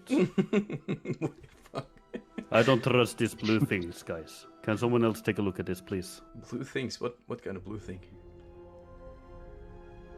The tiefling over there is a blue thing. No, it's a red thing. Wasn't a circle, blue circle or something? Oh, that sounds an awful lot like an arcanic circle. Or, dude, is there anyone like I'm an initiated, guys? You're the veterans. Is there any other person that deals with this stuff, or am I the only mage here? Yep. Of a practitioner, yes. Oh dear lord. Is there okay, maybe there okay, and you can see him like stepping inside carefully. And he's gonna try let him do a little stealth as well. not the very best, but it's okay. And he's like trying to stay close to the wall as he enters. And he goes over to the table. Guys, there's a map here. I think it's of the Neverwinter Woods. Really? But I can't really get to it, and there's a scroll there as well. What kind of scroll? I can't really see it. It's rolled up. Should I? I'm gonna try. Okay, Leaf. Have you done any magic tricks ever? Like No. Cheap tricks? But I can see you're very fast with your hands. Let's try this. What if you try to just take the rug and just pull it fast? I can try. And I will... I have this protection spell ready if anything goes wrong. Okay. Shield spell, okay. Okay, on my count. Ready up a sleight of hand in the... 1, 2, 3! Oh! Oh. And you just pull it towards you, and you kind of almost you stumble a little bit forward, and one foot gets on inside of the circle, but you get it away, and you can just hear George and yourself, "Ah!" But nothing happens. Oh, we're fine. We're fine. Oh my god. Oh, I thought I was gonna die there. Yeah, me as well, dude. Holy crap, that was I close. don't trust that magic thing. Jesus, let's not do that again. That was No, stupid. never. Never trust any shit, man. Oh. Yeah. Well. Okay, I need to go outside and take some breath. I'm too scared. Jesus. I Okay. would recommend to not alert whatever were her last time to come back. That's true, but he stepped inside of it. Nothing happened. Then why are you screaming? Because it was super It's scary, scary. alright? I thought something It's so was scary, man. The You tension. never know what's gonna happen with magic. No. So you're saying that we can walk on it? Probably. Well, I think so, but magic is very weird. I once by accident turned my body into a frog. And Miles will walk straight in. Miles just walks into the room, and you just walk atop the circle, and you can see that as you approach it and enter it, the yellow, I said, light blue glow of it glows a little more as you enter it, but nothing seems to happen. You can see some kind of runes in the inscription in the circle, but you don't really recognize it just by sight. You could try to roll for something to see if you can recognize, if you want. I've never seen this before, but it seems safe enough. Mm-hmm. So, magic guy, what was your name again? George. Okay, George, get over here. Translate. I'm trying. Okay. I've never seen these runes before though, but I can try, I guess. Let me have a look. Oh. Well, I don't really recognize the runes, but I can kind of get a sense of the magical aura of it. I've never seen these runes, not in any books. Kind of seems like someone made it himself. But I'm getting a strong sense of it being some kind of summoning circle. Oh. Oh. Look, why don't we look around? What's the scroll? I'll go inside and also check the map and the scroll. Yeah. As you approach the map, you can see that the map, it's a map of the Neverwinter Forest. And you can see that the camp has been marked being just about in the middle of the forest. And you can also see other like red pins across the maps, like in circles around the camp. And little notes on the pins saying no sightings. And they haven't really seen anything. So you can see that someone has definitely spent a lot of time scouting the area around the camp. On the scroll? And the scroll, you can see someone in the beginnings of a spell scroll. It's not completed, but you can see the spell name called Nishgar Lash. But you don't really. George? Oh yes. Do you recognize this spell? Well, guys, it's clear that you lack a man with arcanic skills in your little party. I'll give it a little attempt. Sure. I mean, this is why you are here.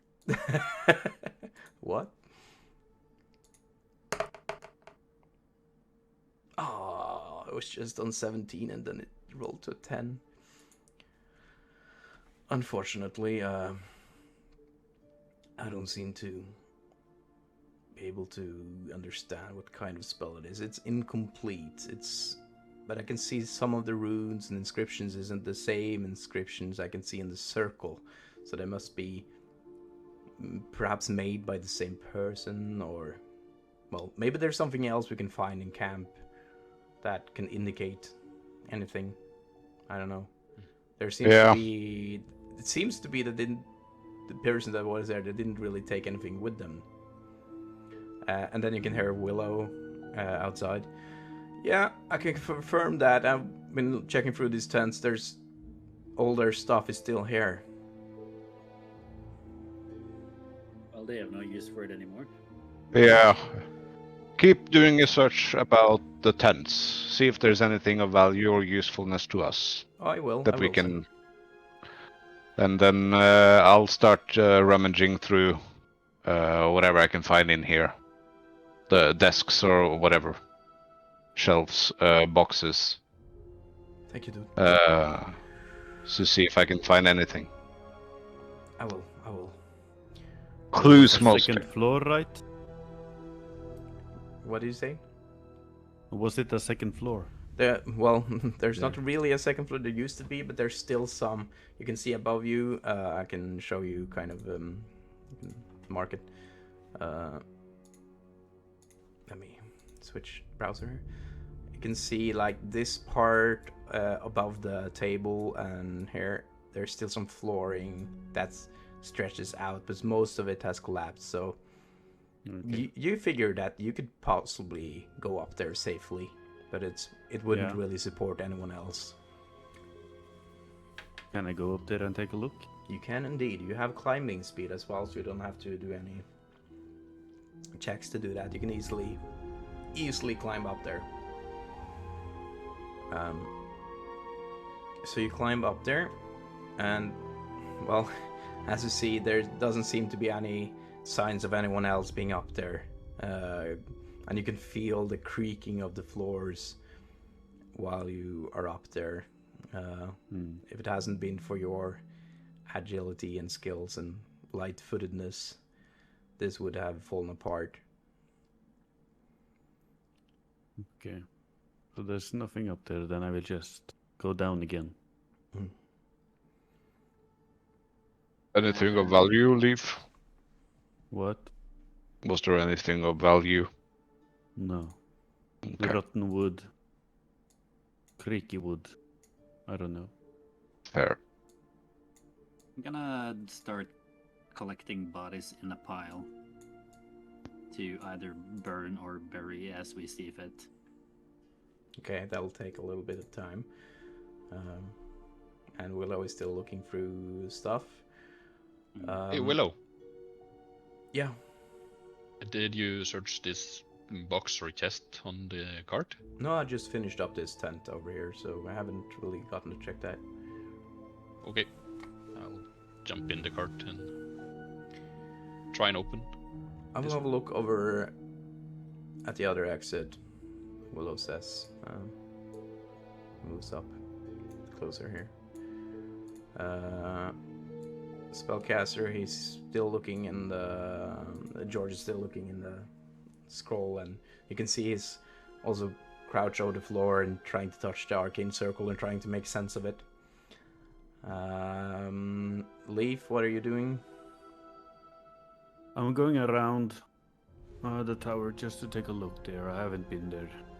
Yeah, you can see there's a couple of dummies and targets for target practice and stuff that has been used a lot. But you can also see a blood pile, a pile of blood like over here in the collapsed palisades. Yes. Is there like any wolf tracks around the blood of pile? An investigation and or perception for me. 2%. 13. 13. You can see that in the blood something has been dragged into the forest. Okay. And something has clearly been bleeding a lot in this spot.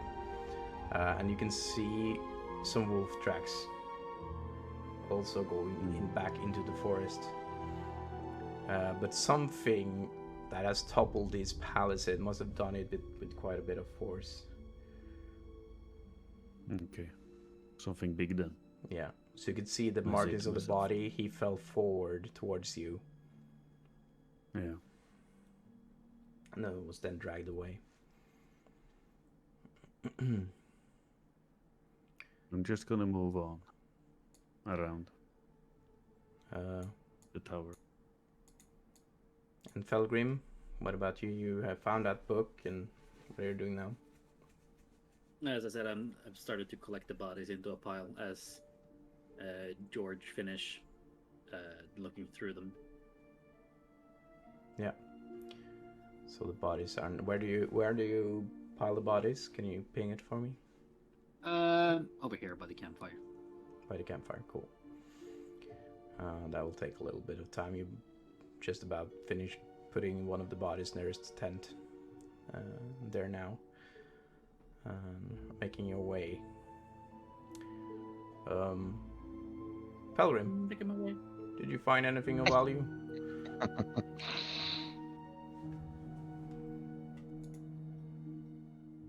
Who? Fellgrim? Sorry, what? Who? Fellgrim? Do George. I find anything of value? Yeah? Oh, I don't know, do I? Did you find when you searched? Wait, you cut out. Say that again. Did you find anything of value in your search? Oh, I wasn't searching. I was just piling up the bodies after George has searched them. Cool. So if he found something, then sure. But I just collected the bodies. And as you're talking, you can hear Willow from Willow. Guys, there's someone coming towards us, running. And Where? up. Okay, I can ping in. Where? Did I and, find anything inside the tower though? roll an investigation for me, and guys, just keep your characters where they were. It will take some time to go up there. 23. 23. In the crates, you found some arrows, 5 arrows, some bolts, and a little pouch of bullets, 10 bullets. You also found 5 rations, but that's about it. 5 days of rations. Miles Edward Gentile Worth, you were investigating that card. You get Yep. to roll an investigation as well. Ooh. While this is I'm gonna happening. investigate the shit out of this. Yeah, you Oh, did. yes, you are. Yes, you are. That's another nat 20. Jesus. In this chest, that easily open, it's not locked or anything. You find 2 health potions. Oh, yes. And you find a bottle of antitoxin. Oh, hello. And Nice. 20 worth of gold. Ooh. Nice. So this was, you figured this was one of the supply carts. Nice. And you were doing this while Willow said he saw someone coming. And a man approaches you running. Everyone, help! The wolves, they're coming! And you can see just Willow keep your head. Whoa, calm down there, calm down. What are you talking about? The wolves, dude, the wolves that... Oh no, they've already been here as well, I see. Guys, you need to prepare. And as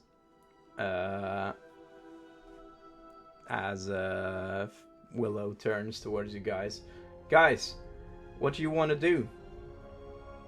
And then you can see this man, very gray and pale skinned, start to and you can see him slowly shaping the much larger creature, fur starting to sprout underneath his bursting skin, his claws bursting out of his nails, getting much longer, his face forming into that of a wolf's.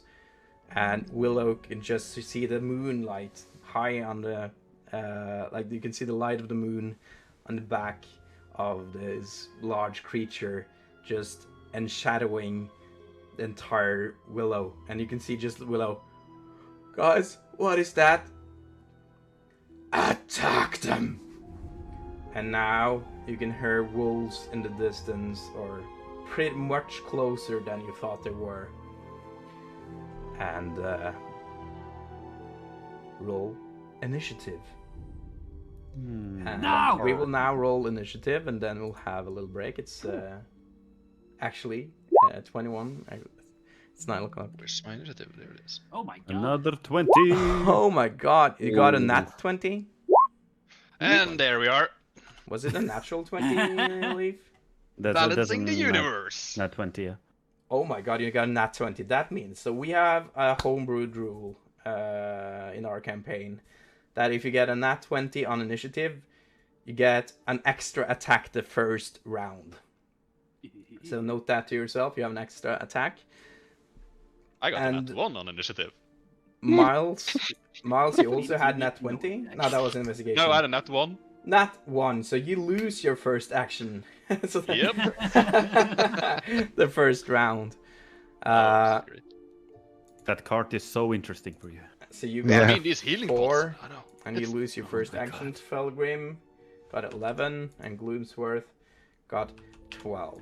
So this is where we will take our break, and when you come back from the break in 15 minutes, we will start the first encounter of this adventure. And first on and the first order adventure. today, as well, the werewolf behind Willow will first get a surprise attack on poor Mr. Willow there, as it Willow tries already dead. first to hit him with his claws.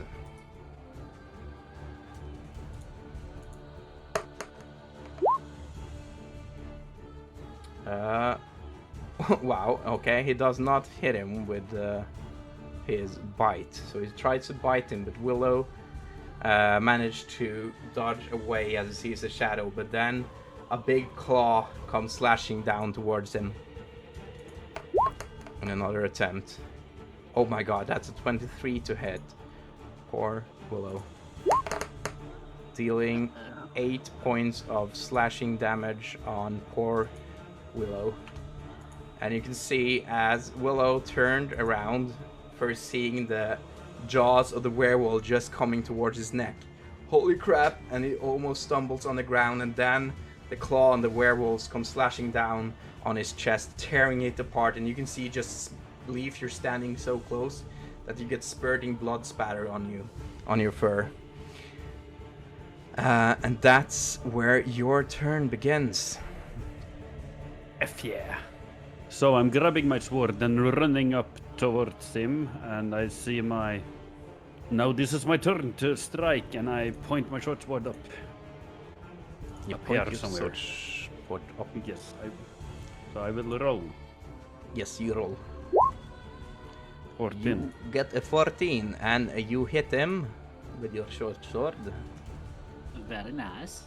And that's also a sneak attack, yes. That will be sneak attack, yes, because you're standing close to an ally. Oof. 21 Oh, points of piercing damage, is that it? Yes, 21. And then I have a second attack, so I will just so as do it again.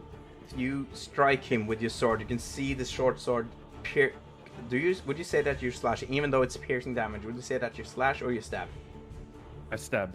So you stab Doink, him, doink. and you hit him pretty hard, so where do you aim? I aim in right here where his armpit is. Armpit, Because straight it's up like- in the armpit. And you pierce him through the armpits, and then you draw your sword back up, and you can see him first squealing in pain. Your little pierce attack won't do me any harm, cat. And you can see the wound just instantly starts to heal. Oh shit! Didn't it loop? Wait. There we go. Okay, I will then use... let's see, cunning action is a bonus action, yes. So I will actually use cunning action and disengage. And I will scream while disengaging. His wounds are healing! We are in problems! We are in problems.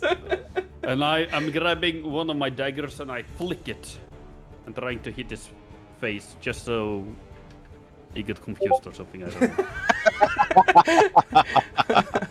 And So I you will get throw that dagger, yes? You throw it in his face. I will. That's a 15. Yeah, you hit him. Fuck yeah. You can turn That's a down the total music a notch. Wait, Yeah, I I don't have did. a sneak attack here. So that's on 9. I think I did, but I might turn it down a little bit more. I don't know. Is he good now? Probably. It's a Okay. 9. It's a 9 points of piercing damage, Yes. and seemingly it does nothing if it's just a piercing damage. Once again, you hit him and it just sticks in the chest, and he just pulls it out and throws it away. Great. I lost a dagger. That's my turn. Awesome. Okay, that was your turn. And then now it's one of the wolves' turns, and you can hear the sound of a wolf coming, running in this direction. Running toward out of the forest. And you can see he just comes straight for the tower. Right next to you, Gloomsworth, and he's going to try to bite you. Wait, what? Me? What? Yeah. And that is a 23 to hit. Oh, No. Doing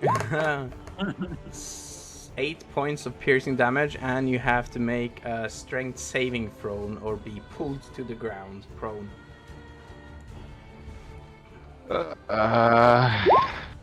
13? Oh, you just... that's an 11, so you make it. So he tries to bite you. He launches and bites you in the hand and tries to pull you down, but you manage to draw your hand back and throw him off. And then right behind him comes the second wolf. Oof. comes the wolf. Also running inside right next to you. And since wolves have pack tactics, you'll now Of gain course. advantage on the attack.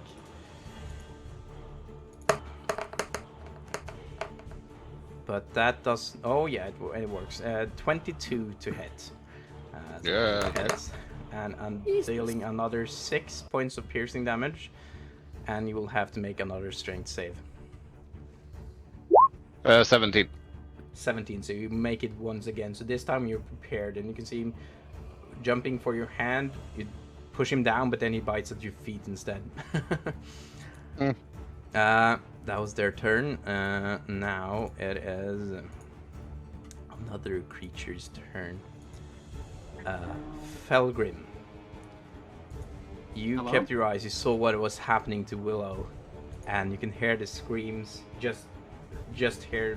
Did you make any sounds, Gloomsworth, when the wolves bit into your arms and legs?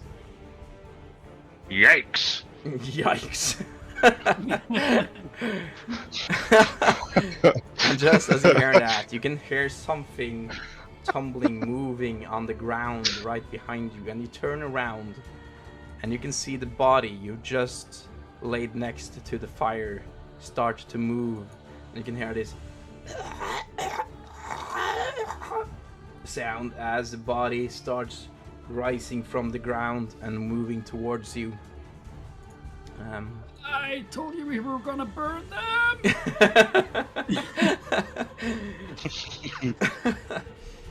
And it will attempt to pummel you with his little arm, Man, zombie. or bite you, claw.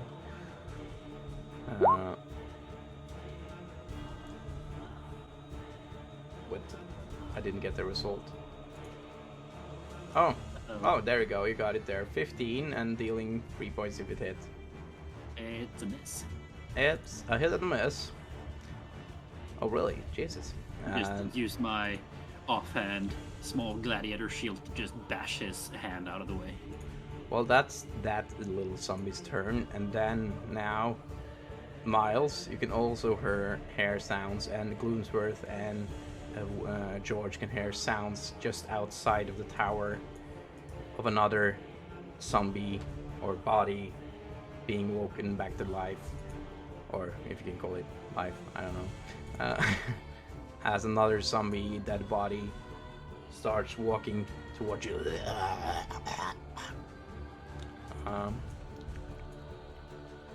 The wolf is in the way by 5, 10. He's standing right next to you, and you are now, per definition, surrounded, Gloomsworth. Kind of in a tricky situation. He will try to claw you with advantage. Rolling a 10. Nope. So that will not hit you. And once again, you hear the sounds of another body tumbling and rising. The third dead initiate rising back up, moving towards you. 10, 15. Coming this far until he stops, using half his movement, rising. Oh god, guys. You didn't really roll good on this initiative. Jesus Christ, the other's dead. I'm fine, thank you. Gloomsworth, it's your turn. Okay. Whoa. To the cart. To the cart. And I'll disengage You're disengaged as an action, Yeah. and I'll run out the nearest exit. Nearest exit I'm is guessing it's there.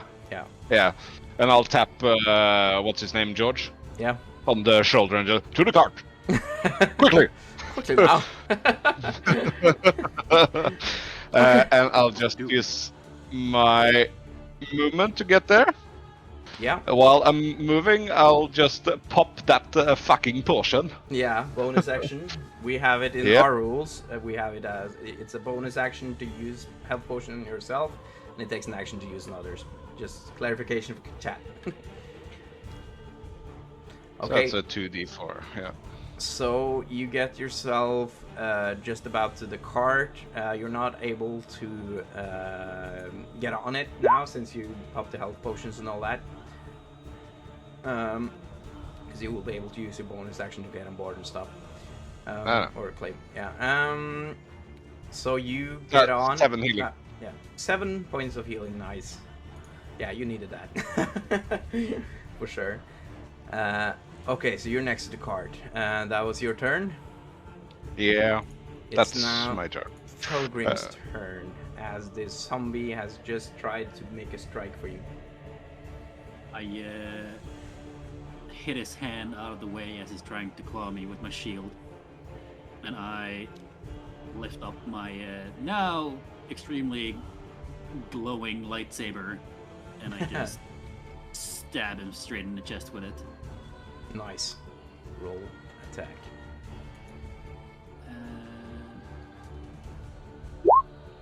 18. That definitely hits.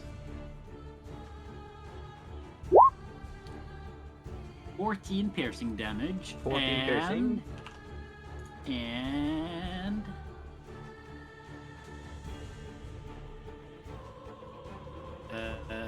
2 radiant damage. 2 radiant damage. So as you pierce the rapier through his chest, you can see that it radiates from the blade, cauterizing the wounds, and you can see where you stabbed him. Part of his chest is starting to disintegrate, dealing a whole lot of damage on it. And you can see the zombie stumbles back as his sword leaves its chest, and it almost drops a little bit, but then stands back up again. But you tell that was a hefty blow, for sure. Hang on, I think yes. How far away is the werewolf? 5, 10, 15, 20, 25 feet away. Yeah, after withdrawing my sword out of the zombie's chest, I'm gonna yet again use the spike underneath the crossguard of my sword. I'm gonna pierce my skin with it and make myself bleed again. And I'm gonna cast Curse of Binding on the werewolf, amplified. Curse of Binding amplified. Okay, so that, what does that do for chat? This for me. means I attempt to bind a creature I can see within 30 feet of me. That is no more than one side larger than me, but since it's amplified, it can be at any size. Any size, I mean. You need to make a strength saving throw. Strength saving throw. Let's see. Strength save. That will be a 17. Ah, that's a success.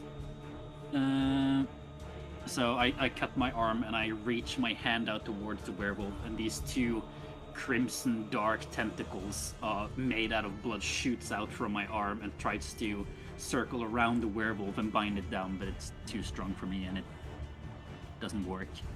And I shout to slashing his hands out of these blood tendrils coming towards him, and it just splatters to the ground instead.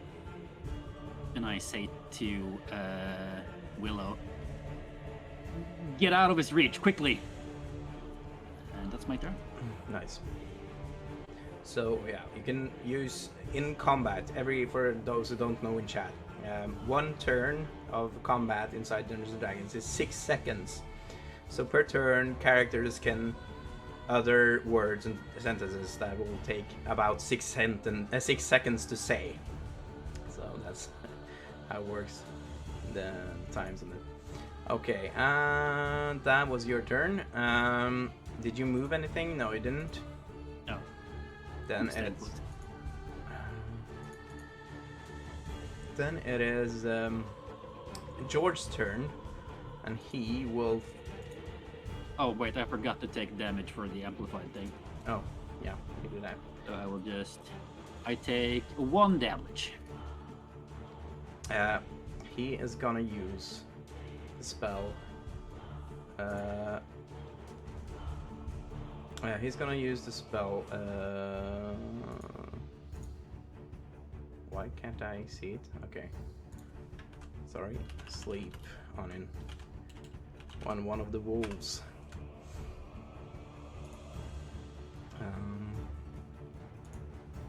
Let me check it out.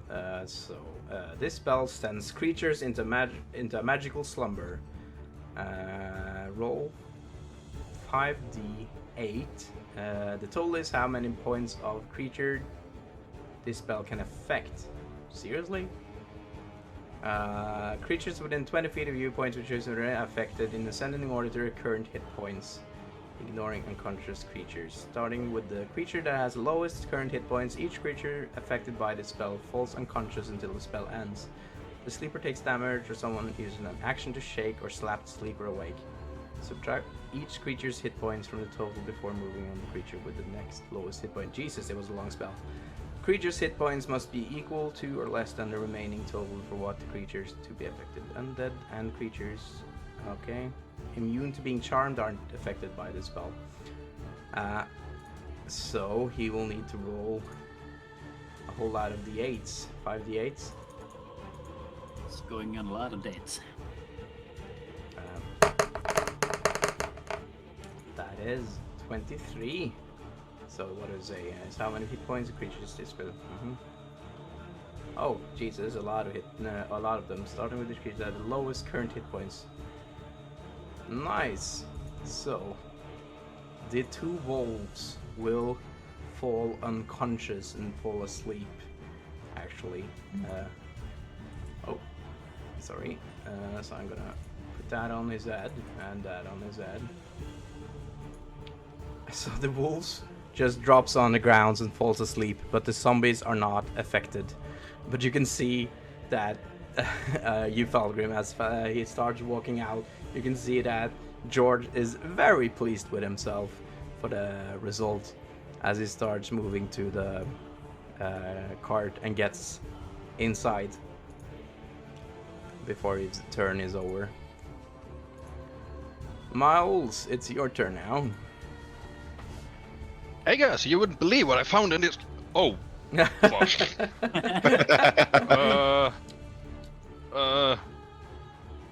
Gloomsworth, what do we do? Cart. Okay. I run to the cart, Cart. and that's my We're, turn. we're getting out of here. And you can easily climb the. Are you taking the reins? Yeah, I'll climb up and take the reins. Cool. You can, if you want, you can use your action to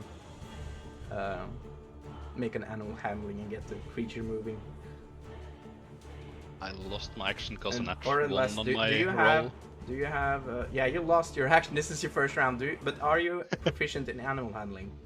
Nope. Shit. So you can't get the creature start moving, Nope. right? Who the fuck chooses animal handling as a Right. efficiency? Jeez. Yeah, because if you're proficient, I would allow you to use your bonus action instead. Yeah. I am not, because what ranger, with respect for himself, would pick animal handling, right? Yeah. Are you proficient in persuasion, by chance? No. No. You try to persuade the horse. Fly, you fool! Fly, you fool. Okay, so you'll not. Unfortunately, you're not able to get the horse moving this round, but you have your bonus action still. I'll...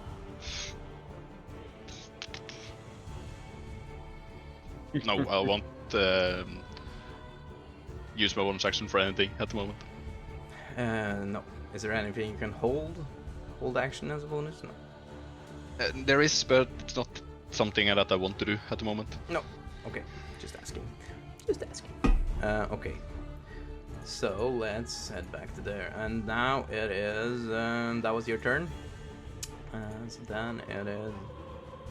Oh, the poor Willow's turn. He's badly wounded. You can see as he turns around, he's holding his arms to the chest. You can see that the blood is just flowing out of his chest.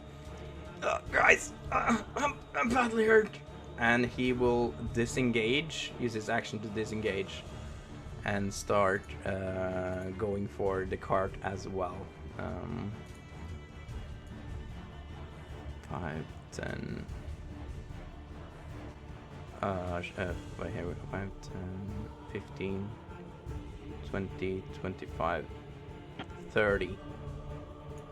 This is how far he'll get on his turn.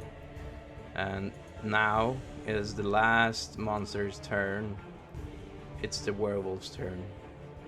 And you can see the werewolf just taking his claws up to his face and licks off the blood of Willow. Ah, fresh blood. I can taste the fear in him.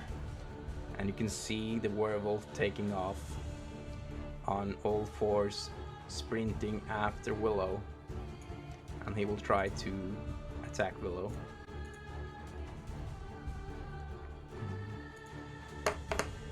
Can I do an opportunity attack? You do not get... Yeah, you get an opportunity attack, actually. Yeah. Let's kill him. 11! That'll, let me see. Yeah, that hits. Exactly. Yes! That's a DC. Good. Or the AC. That will be... what? 9. 9? 9. Yeah, you only... Yeah, as he, runs towards you, you try to slash him, or stick him in the legs or something. Pierce him, yes. But he seems unaffected by it. He doesn't care and just keeps on going. At least I tried. At least you tried. That was tried to stop him. What did I say? He tried to hit him. Did I get the dice roll for that? Oh, I didn't, so I'm gonna... That is an 18 to hit. That will hit poor Willow for another 7 points of damage. So as you can now see, Willow is trying to run away, but the werewolf is catching up to him. And just as you, Gloomsworth and Fellgrim and Miles, you can see that Willow is getting out of the clearing, but then once again you can see the light being shadow, getting dark, of this big creature coming just behind him. clawing him in the back. And you can see just Willow get, like, it just drops unconscious on the floor as the werewolves now will try to bite him.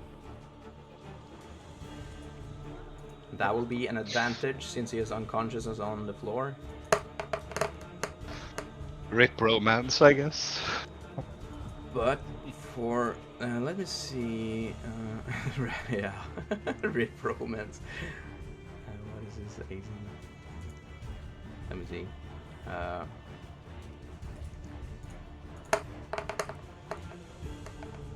That will be a 14, and that actually doesn't hit him. So you can see him bite down into the corpse of, or the body of Willow, but it can't pierce through the chainmail he's wearing. So he's unconscious, but still alive. That is the werewolf's turn.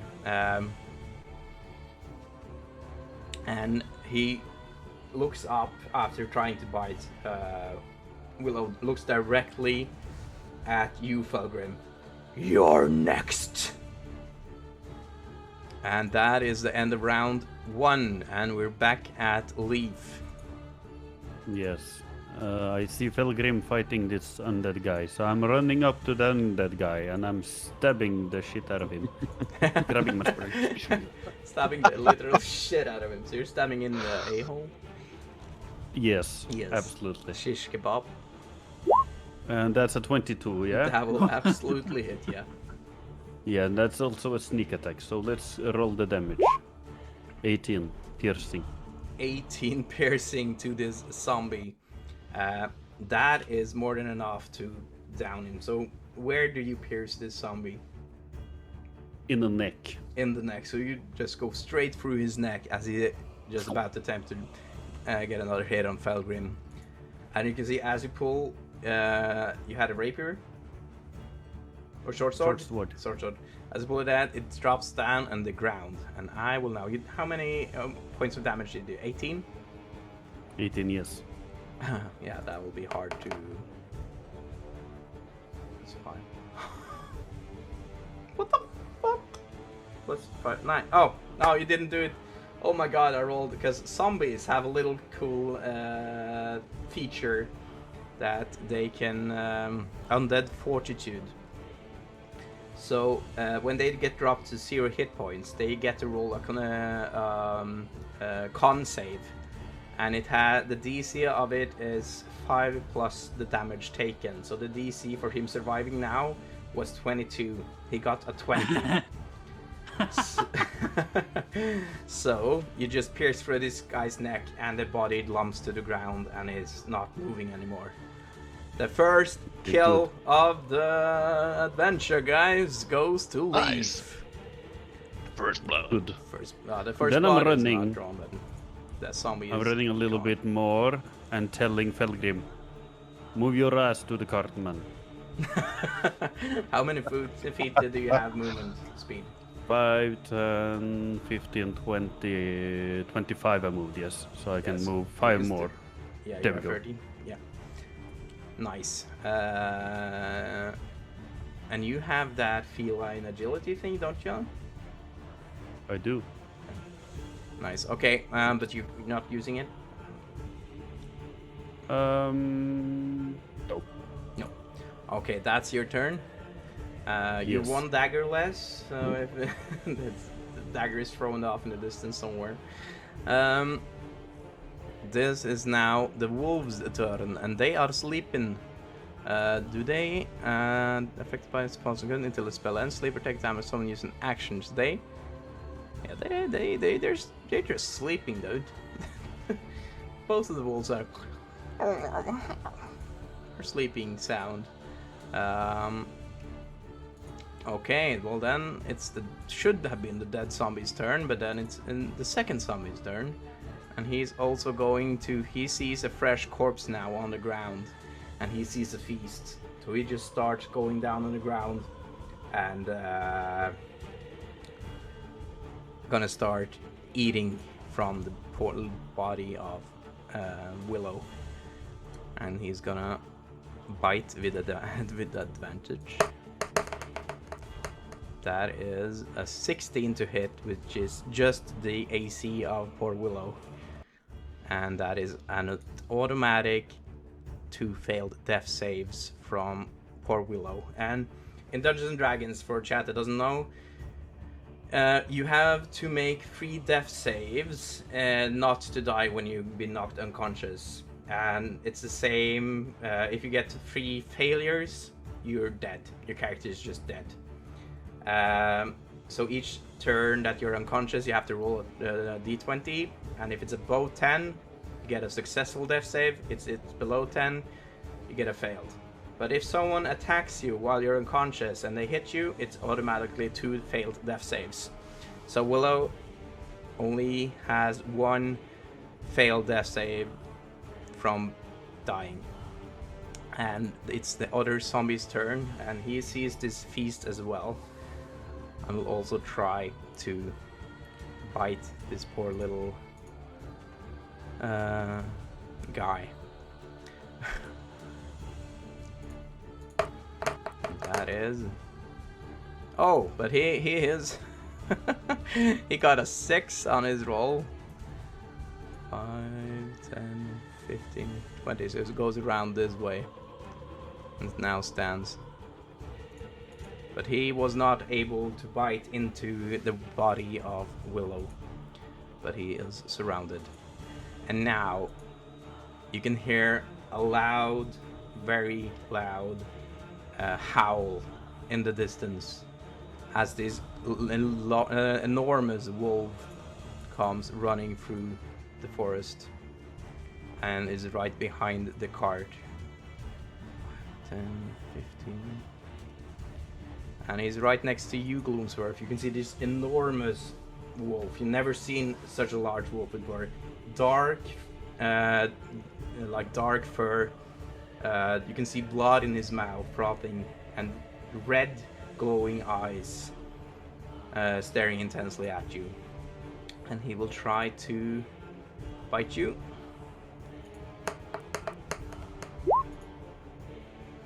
That is a 9, so he will not hit. Ha! And he does not have any multi-attack, so he does not hit you. So you could see him coming, and you were able to prepare yourself. And as he was launching towards you, you turned your back to it, and it bumped into your shell. Okay, and now out of the forest, Leaf, you're the closest to it. You can hear some branches twisting and turning and breaking. And out of the tree, one of the trees, you can see a figure approaching you. Looks like a humanoid, but made entirely out of wood. Comes out. If you want, you can roll history or nature for me. History or nature. Both -2, but I will. Nope, you have -1. no fucking clue what this thing is. You've never seen a tree person in your entire life. It's a 3. It's a 3. Oh, it says -2 to me. This is the strangest thing you've seen in a while. No clue what it is. And you can see him just putting up his arms like Night King at Hardhome, just holding his hands up, and you can hear the ground around you tumble and twist, and you can start to see roots coming out of the ground. And he will then try to... You can see him holding his hand right towards you, and you can see his hand is forming into a spike, and the spike just shoots away from his hand. And he will try to hit you with a ranged attack. That is a 19 to hit you. It's... That deals 8 points of piercing damage as this large wooden spike just hits you right in the chest. And that is his turn. And Ouch. once again, Fellgrim, you just witnessed this creature just barely beyond the tent hitting Leaf with a large wooden spike. And you can see another one of the same creatures coming out of the forest. and looking right at you. And he is also aiming his hand towards you, and the arm is turning into a spike, and he sends it towards you. Uh-huh. That is 21 to hit, Hits! dealing 8 points of piercing. Jesus. So this large wooden spike just hits you square in the chest. It is now Gloomsworth's turn. Are we just gonna leave Willow to die? I mean, apparently he's a romance partner now.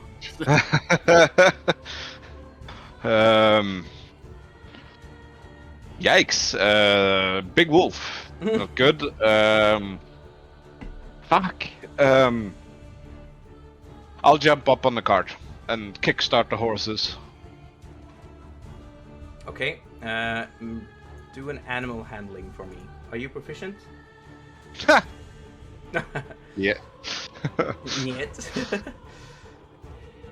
But I have a decent plus, so let's go.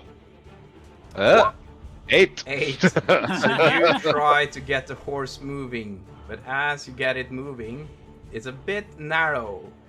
So the horse ends up going away, but the cart, it's a bit too narrow, so it hits the wall instead. Oh, that's fine. And the cart takes a little bit of damage. It takes, oh Jesus, takes 6 points of bludgeoning damage as you crash it into the wall. And the wall also takes a little bit of damage. Through the wall. The wall We're gonna takes save 3 Willow. points of bludgeoning damage. Fuck. And you don't get it any further than that. Like it's stuck, or You will be able maybe in the next turn to get it through. But now you couldn't handle it well enough to go narrowly through, because it's quite narrow. So you hit the wall and stopped for this turn. okay. I will use my action surge. Nice. Fighter feature, by the way, chat. So I get an additional action, and then I will use my gun, and I will point it towards the big wolf in the back and shoot it. Nice. Attempt to, at least. This is your first time showing off your gun. So, attack roll. Jesus. 25 to hit! That's just like the meme. It's actually 25 to hit. Yeah, you hit. Pretty much.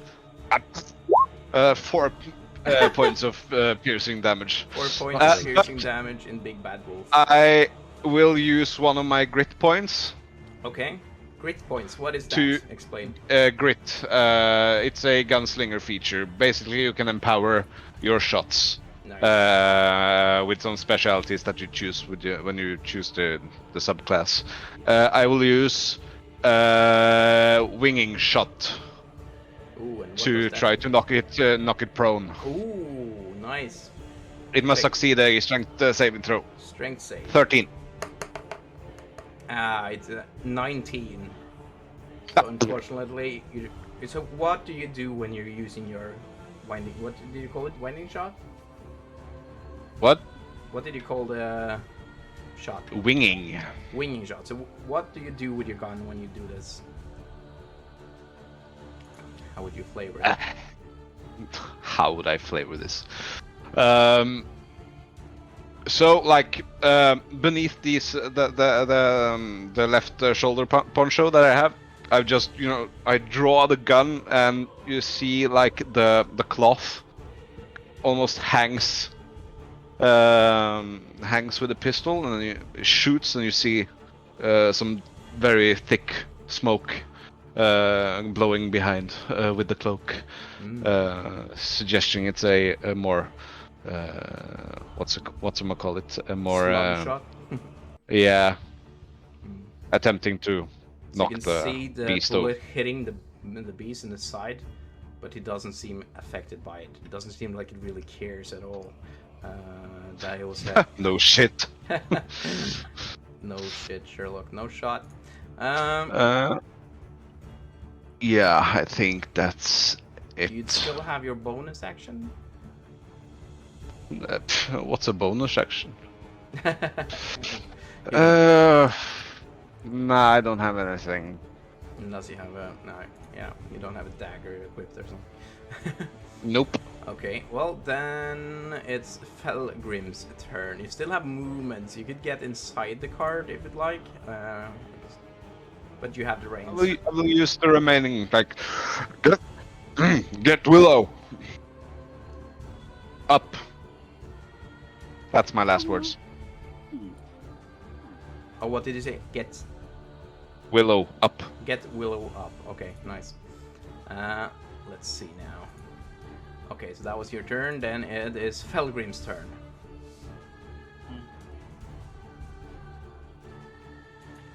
I am gonna.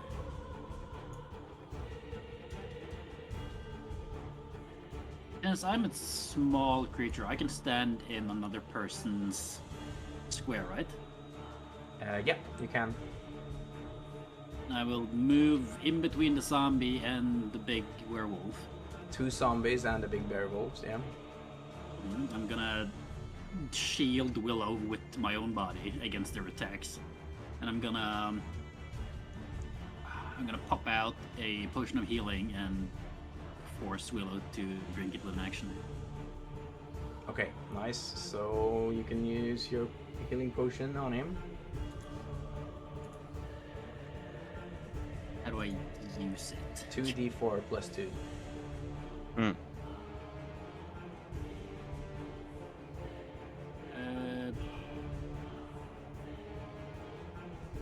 it says 1d4, it says on the roll. It's 2d4 plus 2 healing potion.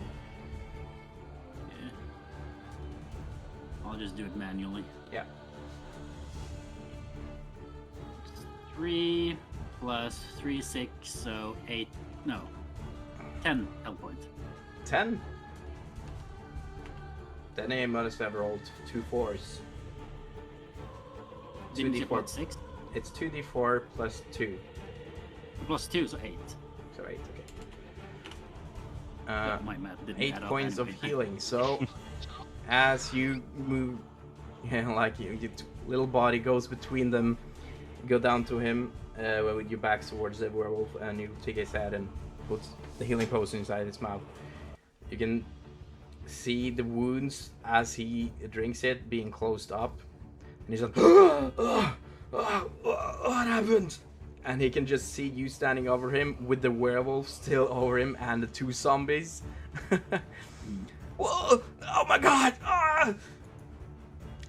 And he looks quite distressed. I'm just gonna look down at him and say, I told you to pay attention. And then I'm gonna... what can I do as a bonus action? Fuck.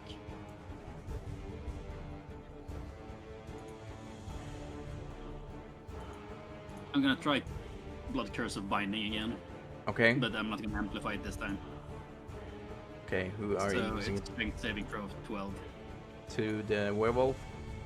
Yes. That is a 16. So once again, he just pushes off these blood tendrils coming towards him, unfortunately.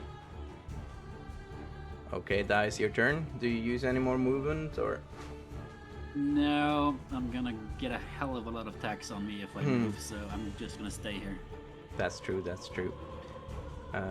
So that's something, chat, if you don't know, if they move away from creatures they're engaged with, every creature within 5 feet will get an opportunity to attack unless they have disengaged. So that could be quite dangerous. So now that he is surrounded, they will get advantage because he's surrounded. So that will be quite dangerous. Okay, so now you can see the sound I explained earlier of the twigs and roots coming up from the ground. You can now see small creatures forming and rising. Miles, you're the only one who can actually see them right now. these little tree creatures moving up to you. And they will both try to attack you. Oh no.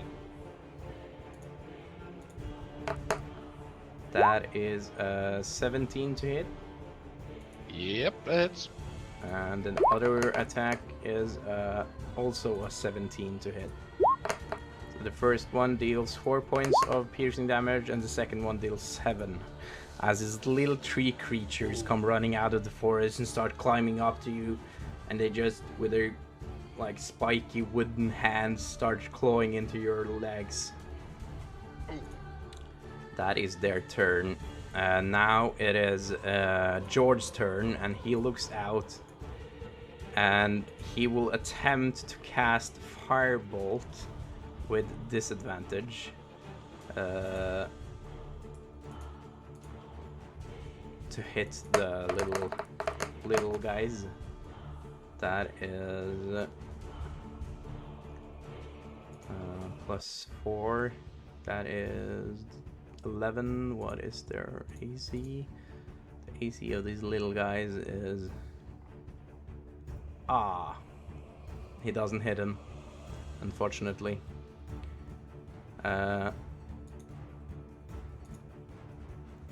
And he is... Oh, I tried to get him off, I tried! The little tree creatures, what are these? And then it's your turn, Miles. Stop it! I'll whip out my rapier. Take this! I'll stab the And there is little tree twig creature. straight in front of me. Yeah. Whip it good. Whip it good. Oh yeah, you whip it good indeed. It's whipped. Oh, you whip it so good, it is only pine wood by now. Nice. So it is dead. So how do you do this? How do you kill this little tree child? This I'll little child of the pierce it. forest. I pierce, since I'm up on the cart, I'm directly above it, so I pierced straight down through its head. Oh, and you can see it has this like yellow glow in its eyes, and as you pierce through it and through the bark, this glow just vanishes, and you see it just crumbling apart and crumbling to dust. As it is now dead. There you go. Do you do anything else?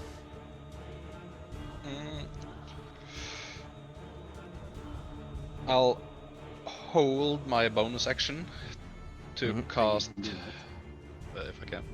You can. Only hold an action, I think. Oh yeah, only action. That's Oh right. yeah, you can only hold. I forgot about it. Yeah, Yep. that's true. I'm not gonna use my bonus action though. Okay. This round. Yep. Well, now it's Willow's turn. He has 1 point of exhaustion. He is panicking as he looks around him, and he will try to... Yeah, he disengages, and he just starts running. 10,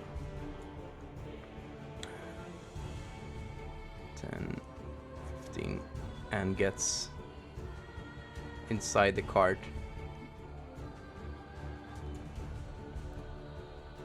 And he's scared as fuck. He's now frightened of that werewolf. And that's his turn. He's holding his yeah, he did use his action to disengage, that's right. Then it's now the werewolf's turn. And, well, you're kind of surrounded there, Fellgrim. And he just looks down upon you. I said you were next.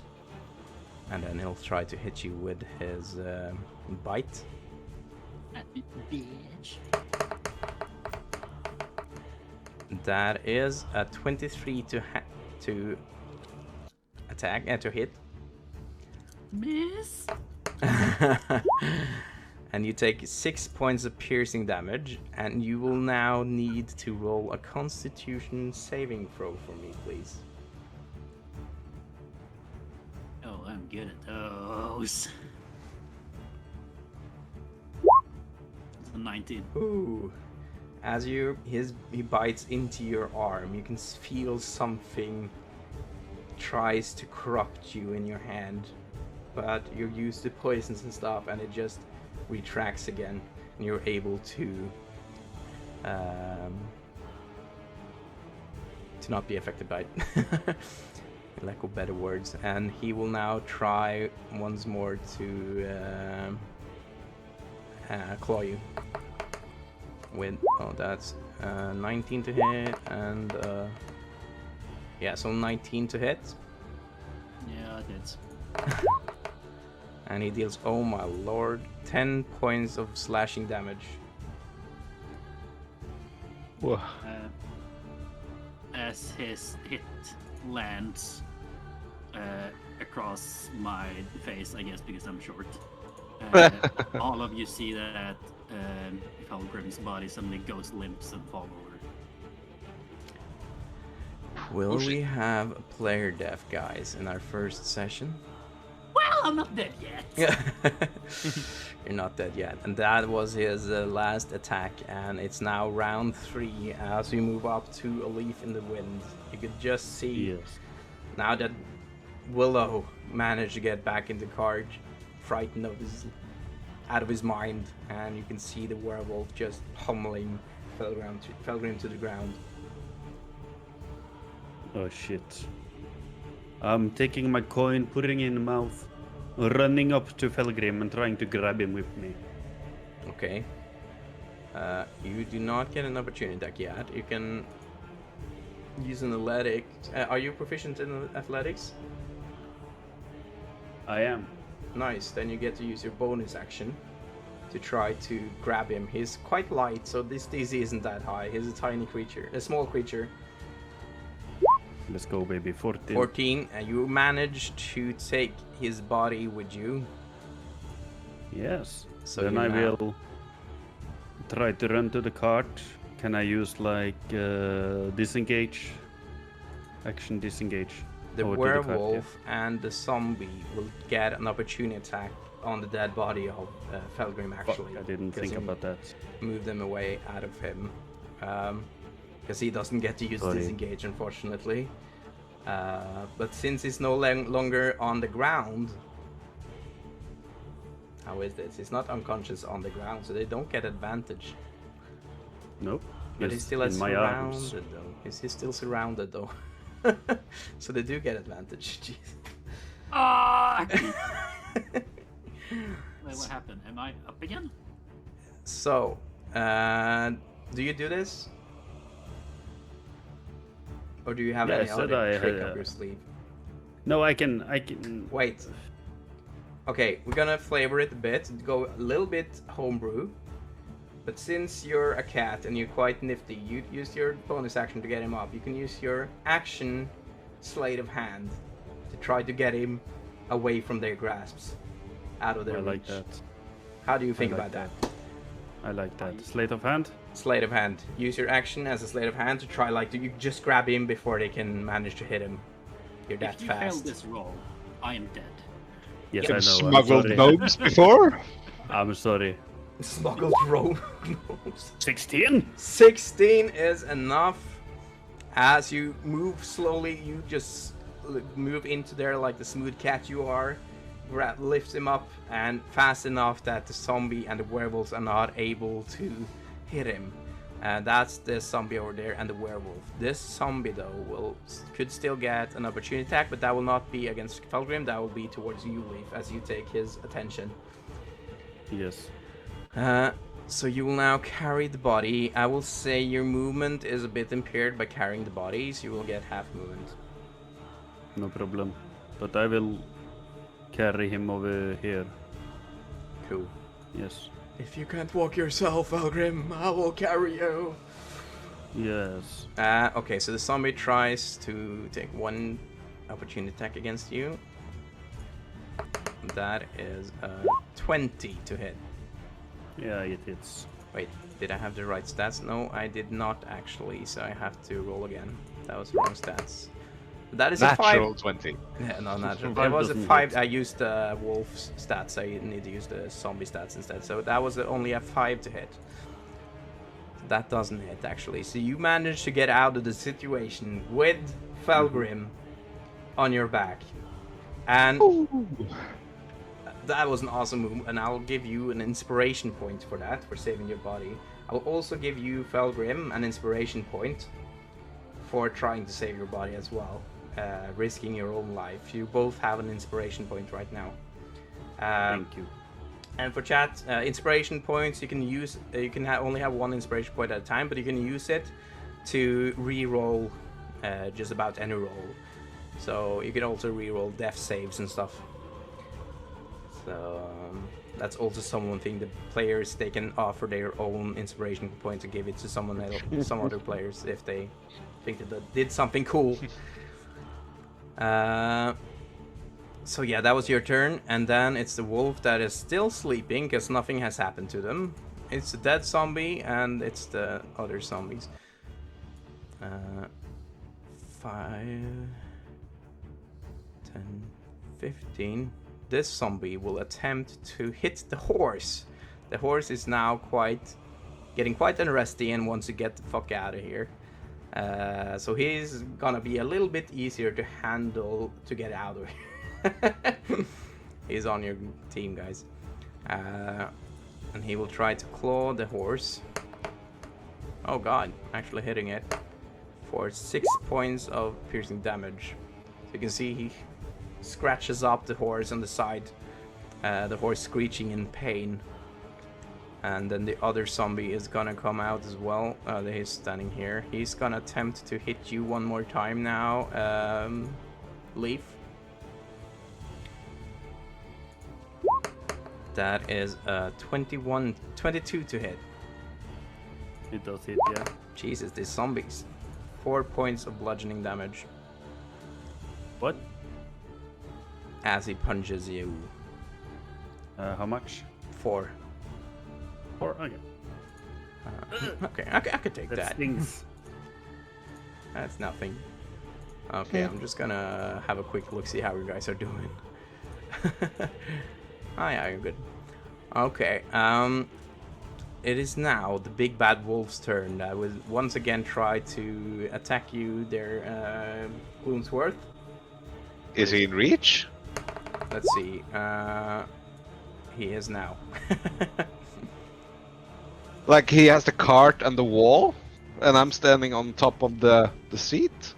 Yeah, I could try to attack Willow instead, though. Yeah. Yeah. He smells the blood of Willow, and no one's really closed the door. So he will try to... Willow had just gotten himself inside of the cart, and then this dire wolf will now attempt to drag him back out.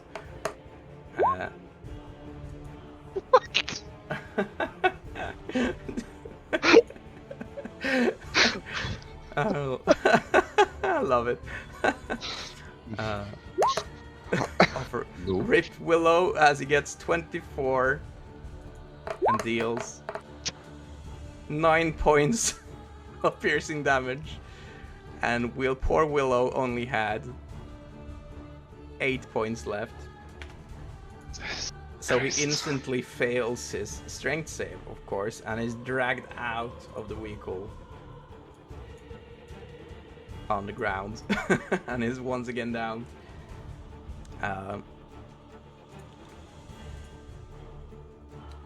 Yeah. That was the Darwolf's turn. It's now the tree this little tree person down here. He can see. He's gonna go up here and he is going to take a shot at you, Gloomsworth.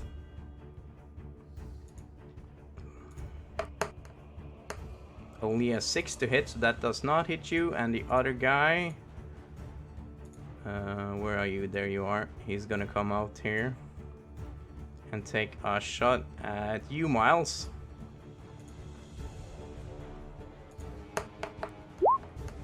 That's a 13 to hit. That does not hit. That misses. That misses. Then it's your turn, Gloomsworth.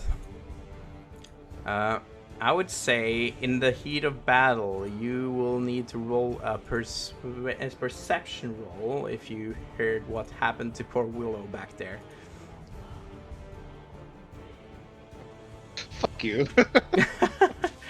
because you can't really see him and it's the heat of the battle. So your attention is to the zombies and Needleblight and Nat everything. 20. Not 20, so you could definitely hear him. You could just hear Willow. Oh god, I'm safe, but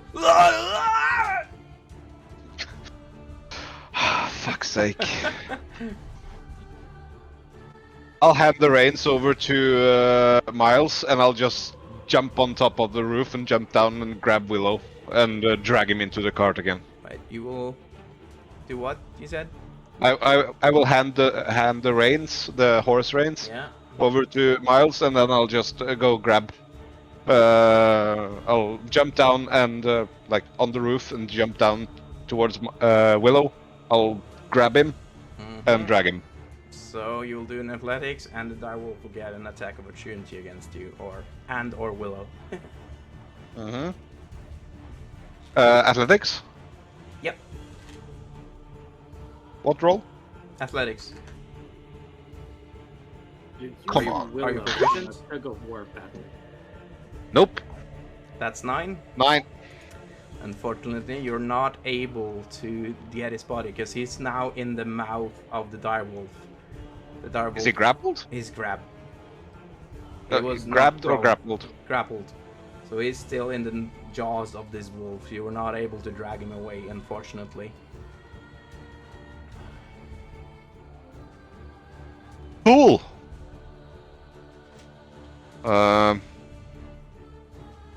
Yep. That's all I can do. Yeah, you used, you jumped down, 15, you still have enough movement to get back on the card.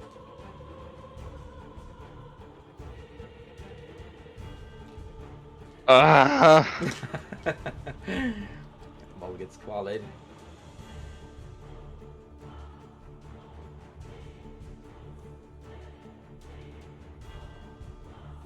Nei, jeg blir. No, I'm staying. You're staying? Cool. I'll whack him. You're staying. Undamaging. Okay, then Jesus it's Fellgrim's turn, and you'll need to roll a death save for me. Aren't you the one rolling the death saves? Yeah, if you want me to, I can do. Do it. No, I'm not gonna share what it is. Alright.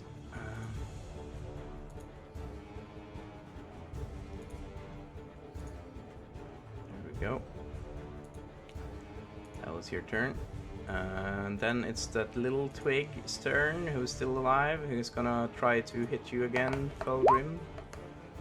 Like Fellgrim, I said, I mean Miles. That's a 22 to hit. Yeah, it just barely hits, maybe. Just a grace. Jesus. Did you mark off, or am I not allowed to know either? I marked off, so if you update your browser, you will see. No.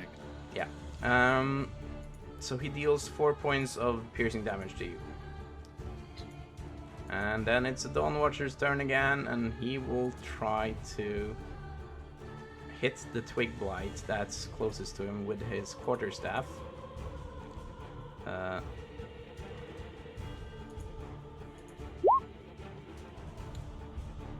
What did he get? Did he show up on the melee weapon attack? That was... Let's see. Why is this so weird? Oh. Let's see. 14 to hit, that hits. And he deals 1 bludgeoning. 5 points of bludgeoning damage to the twig, and that's actually enough to kill it. So you can see he just whacks the little twig on the head and whacks him to pieces. I got one, guys! I got one! And that is his turn, and now it is Miles' turn. Both the twigs are dead. I'll leave the reins and go on top of the cart. Yeah. I'll also leave the rapier down by the reins, and I'll take out my bow. Mm-hmm. And I'm gonna aim for the big wolf that took Willow. Yeah. Shoot it. Let's see, where did my attack go?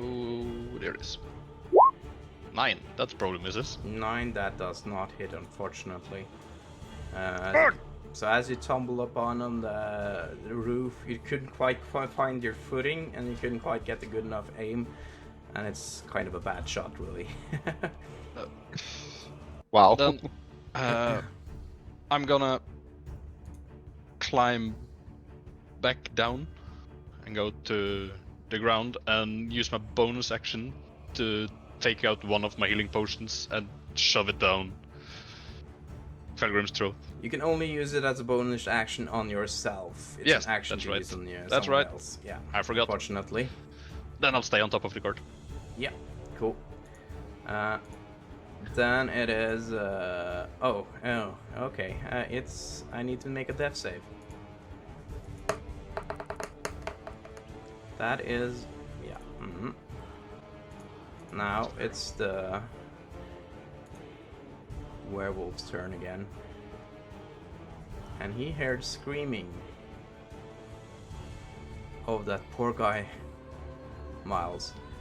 Still not dead, is he? He will be now. And he will try to bite down on poor Willow. That definitely hits. And that is automatically 2 failed death saves. And you can see the werewolf go down, grabs like the direwolf. You can see the direwolf just backs off.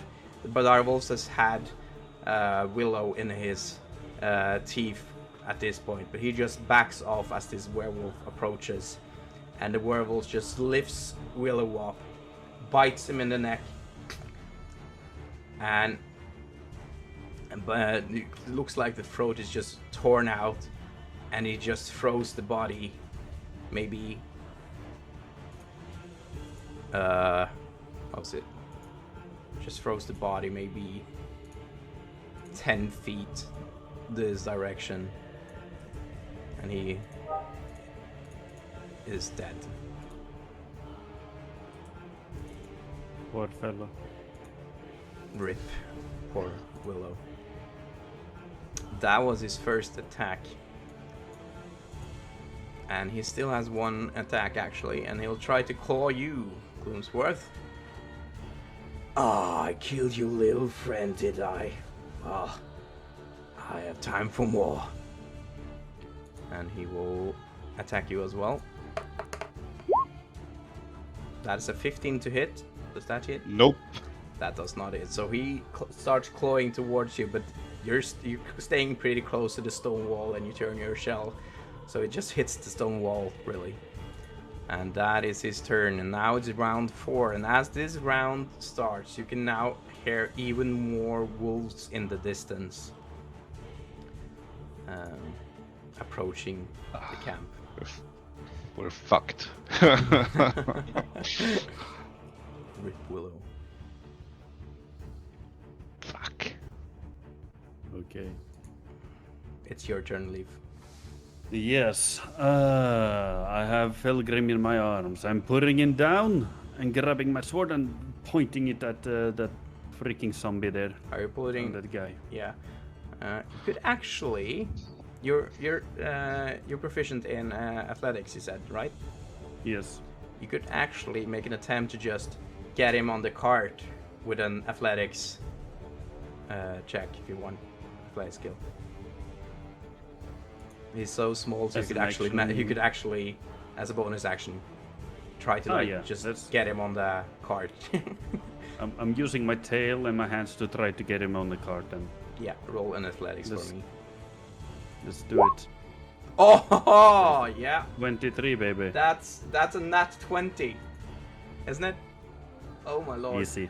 It's a nat 20. So you can see you are doing some awesome acrobatics and stuff this session, dude. So you can see Leaf just lumps for Fellgrim off, and he just lands perfectly in the seats ahead of in the cart. Yeah. And then I turn around and put my sword up, trying to hit his head, at least to that guy there. Let's see. Short sword. Yep. 11. That hits. It hits. It hits. That's not a sneak attack. Dang it. How That's much? 11. 11 piercing. points of 11. piercing. So as you, where do you hit it? I'm trying to hit him next to the chest. Next to your chest. So you stab in the chest, and as you pull out, like you can see a lot of his, like there was his old chest was just torn apart. So you just stab in it, and where you thought there should be a heart, there's no heart. You just pull it back, but it takes a good amount of damage. Help Fellgrim, guys. Help him. He will need to make a con save. He did not make the con save, so you killed it. Or you re-killed it. Second kill for me. Second zombie kill for you. He is dead. Okay, you still have movement enough to get on the cart. Yes, I will try to jump on the cart, yeah. Yeah, you have climbing speed as well, so you don't need to jump anyway. So you get on top of the cart easily. Yes. Meow. Take So- the reins. The dogs are still sleeping, actually. Nothing has happened to them. They're sleeping for 1 minute at least, so that's a lot of time in an encounter. And it's the last zombie's turn, and the zombie will move around. And he will go up to you, Gloomsworth. You are now surrounded. Yeah, you are. So he'll get advantage, unfortunately. And try to... Same. Nah, I'm not gonna argue. Fuck it. Let's go. There's enough room. There's more than enough room for him to. The horse isn't that big. No, but they crashed. Ah. Nope. It's enough room. That's 12 seconds ago. Yeah, it's enough room. You bumped into the wall. Ah! You're not, you bumped. You do want your car to be stock then? It could be stock. What did I get? I got 11 to hit. Nope. That does not hit you. So then, and now it's Direwolf's turn. He now has you in sight. And will try to attack you. With advantage, unfortunately. That is a 22 to hit. Dealing 7 points of piercing, and you'll need to make a strength check. Nope. So you're now pulled to the ground as his jaws encloses around your feet and draws you to the ground. And you're knocked prone. At this point, right after this happens, you can just see a burst of frost emanating from the center of the tower, and you just see it fill the ground, and it starts to snow ever so lightly. And you see, let's see, who sees this?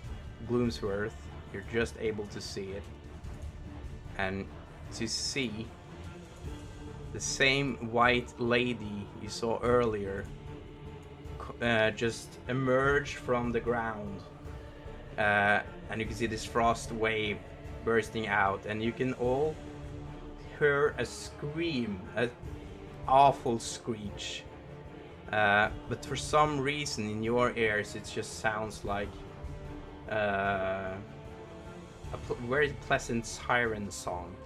But you can see that the werewolf and the wolves and all the animals around you and the needles, like the tree people and stuff, they try to close their ears, they hold their hands towards their ears and are clearly in pain as she uses her wail. So the banshee releases a mournful wail, provided it isn't in sunlight. This wail has no effect on constructs and undead. All creatures within 30 feet of her that can hear her must make a DC Constitution saving throw. On a fail, each creature drops to 0 hit points.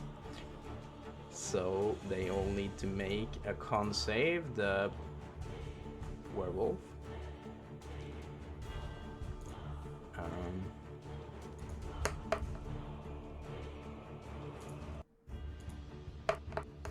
he fails. How much damage did you say again? Damage. From the bite attack earlier. Oh shit. I'll need to see the. It dealt 10 points. Yep. Yeah, and the werewolf failed the con save, so he just drops as he tries to go back. Ah, my ears! And he just drops down on the ground unconscious. And now the dire wolf also needs to make a con save. And he also Do we fails. also have to do this? And no, as I said, for your ears, it sounded like a pleasant siren song. Oh, okay. But for you, clearly not for the wolf and the werewolf, and it just dropped to the ground unconscious.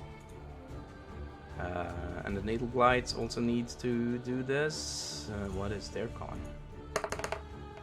Ah, one of them is unaffected, and one of them, farthest away, also drops on the ground, and you can see just the magic holding it up just fades, and it just drops to the ground unconscious as well. There's still one left, and you can hear her. Leave now. I will keep them at bay. Leave like the others did, and I will try to keep you safe. Oh fuck yeah, let's leave. I trust this lady now. Told you it was good. And now it's this needle blight's turn, and he stands in front of the cart, and he will try to shoot you, Miles. Right. And that is a 12 to hit. That does not hit, I imagine. Misses. And it's Gloomsworth's turn. I'll as the wolves just lessen its bite, I'll just here. Oh yeah, sure. I'll jump back up on the cart and I'll kick the butt of the horse. Okay, so you can use an animal handling. The kick. Yeah. See if it gets I'm the like message. looking. I'm like looking for my dice on the table, but fuck. Animal handling. Not one. Oh, You shouldn't kick a horse. I Oh, shouldn't roll dice, man. So 4. oh, you. Can I give him my inspiration, please? You kick the horse as you get on the wheels. And he... no, you can't. You can only give your inspiration points the same way I give inspiration points. You kick the horse, try to get it moving, but it kicks you back. So he's gonna make a hoof attack against you for kicking it. He's offended. And that will be... 13 to hit. Nope. But So as you kick it, you see he just launches up with his ass and tries to kick you back, but you are able to dodge it. fuck it. That's 3 ones That's the end this of it. session. Yeah. Holy crap, your dice are cursed, dude. Is that your turn? Can I shoot him? No. No, you just use your action because you're not a proficient animal handling. Yeah, I know.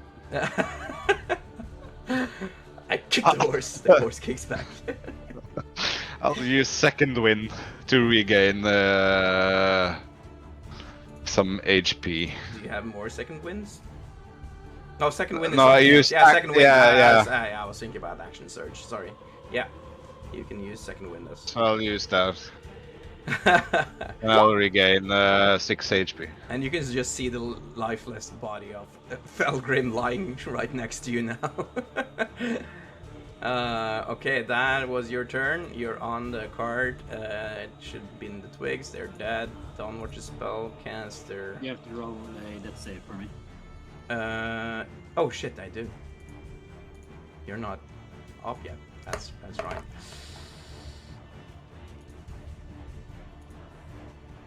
Okay, you should update your browser now. See the result. And now it's George's turn. Willow, okay, that shit is not happening to me. Let's move, guys. Let's move. And he is The horse. going to. Okay, it's twofold on the front, so he's looking out of the window, and he will try to firebolt the twig.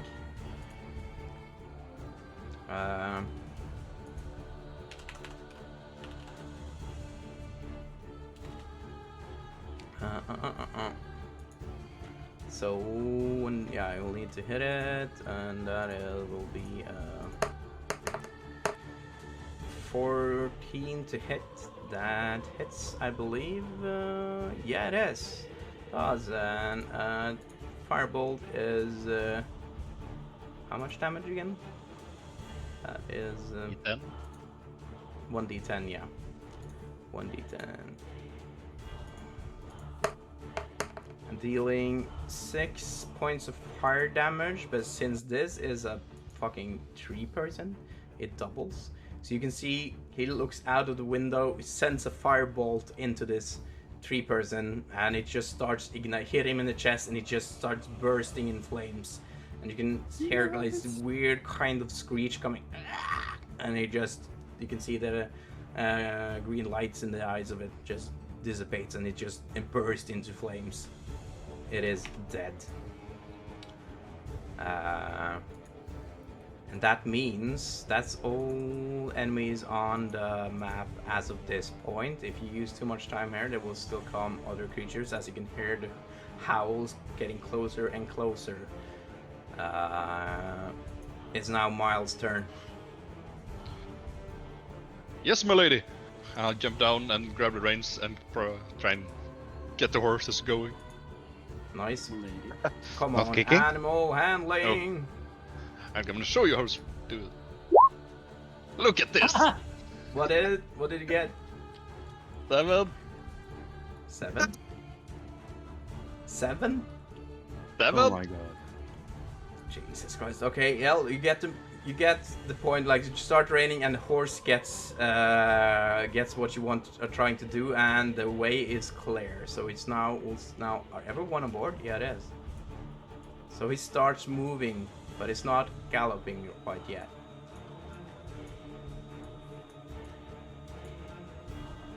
Whoa. Okay, it is now. That was your turn. Yep. For Willow, and the werewolf is unconscious. Leaf, it's your turn. You can also attempt to make an animal handling just to get the horse going. I will first try to Oh yeah, take a bottle of potion and put it in For Felric's Fellgrim. mouth. you do that. You do Felgrim's. I do that. I put it in his mouth. Much Yep. yes, let's see how much I roll again. I don't remember. Check it. Where are you, my friend? Much. Let's see. Potion of healing. There we go. It's there. We go. 2d4 plus 2. Yes. And that's a 7. 7 Enjoy. points of healing. Can I try to slap the horse's ass with my tail? You can indeed do an animal handling.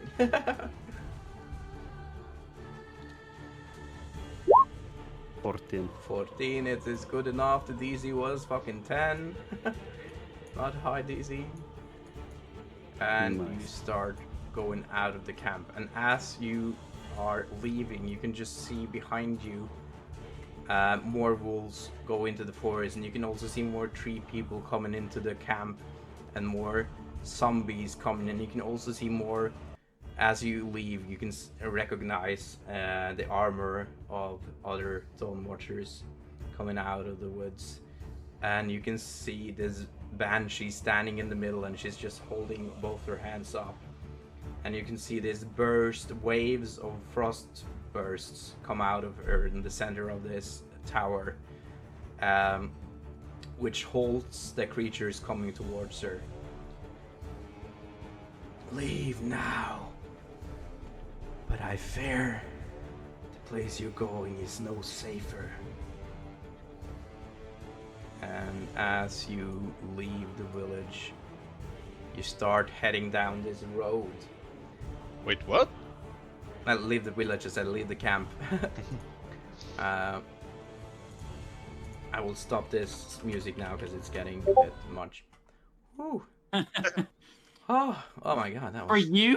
That's dramatic. That's dramatic. As you start, I imagine getting the horse really gets his moves on.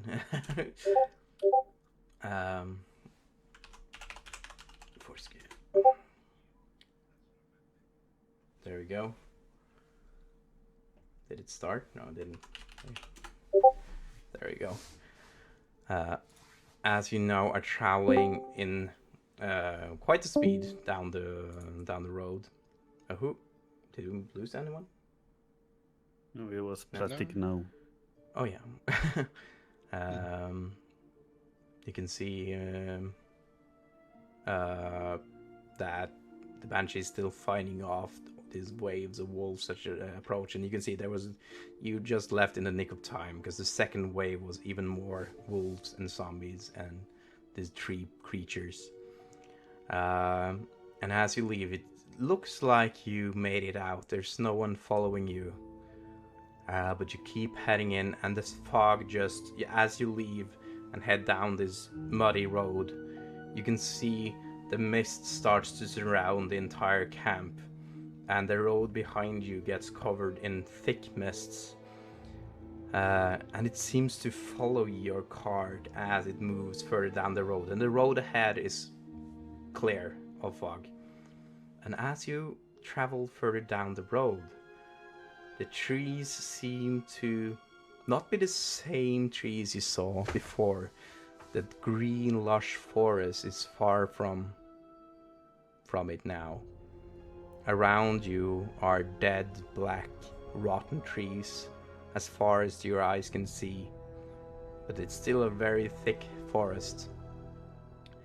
The scene has changed entirely. It's like you're not in the same place anymore. And let's see.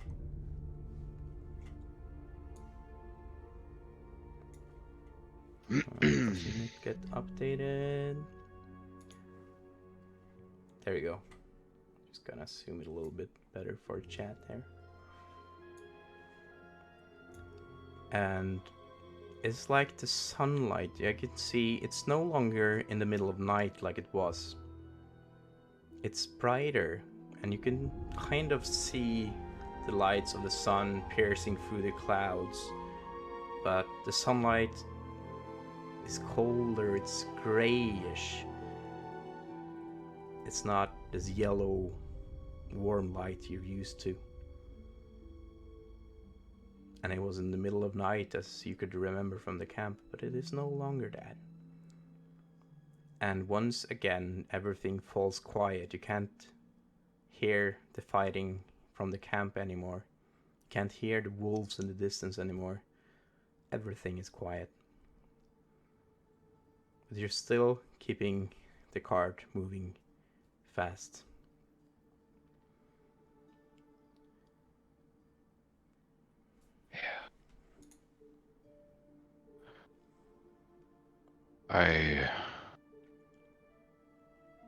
I'm sorry for our loss. First of all, we will mourn Willow when the time is right. As for now, what are these woods? I don't know. These are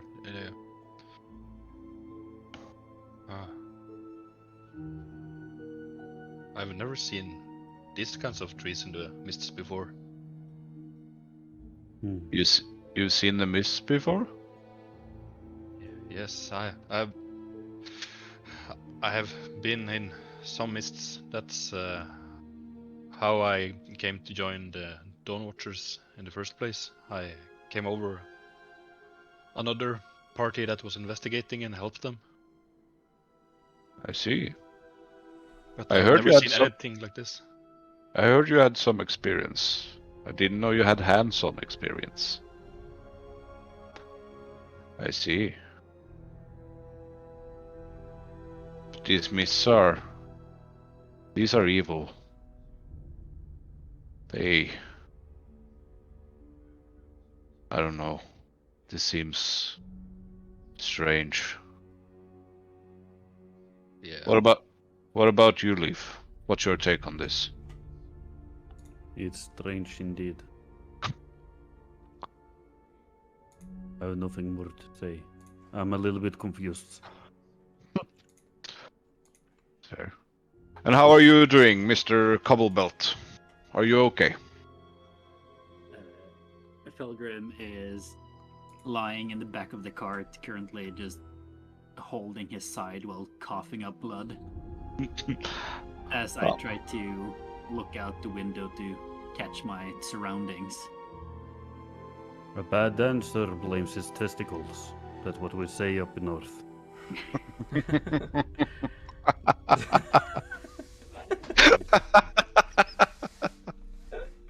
Okay.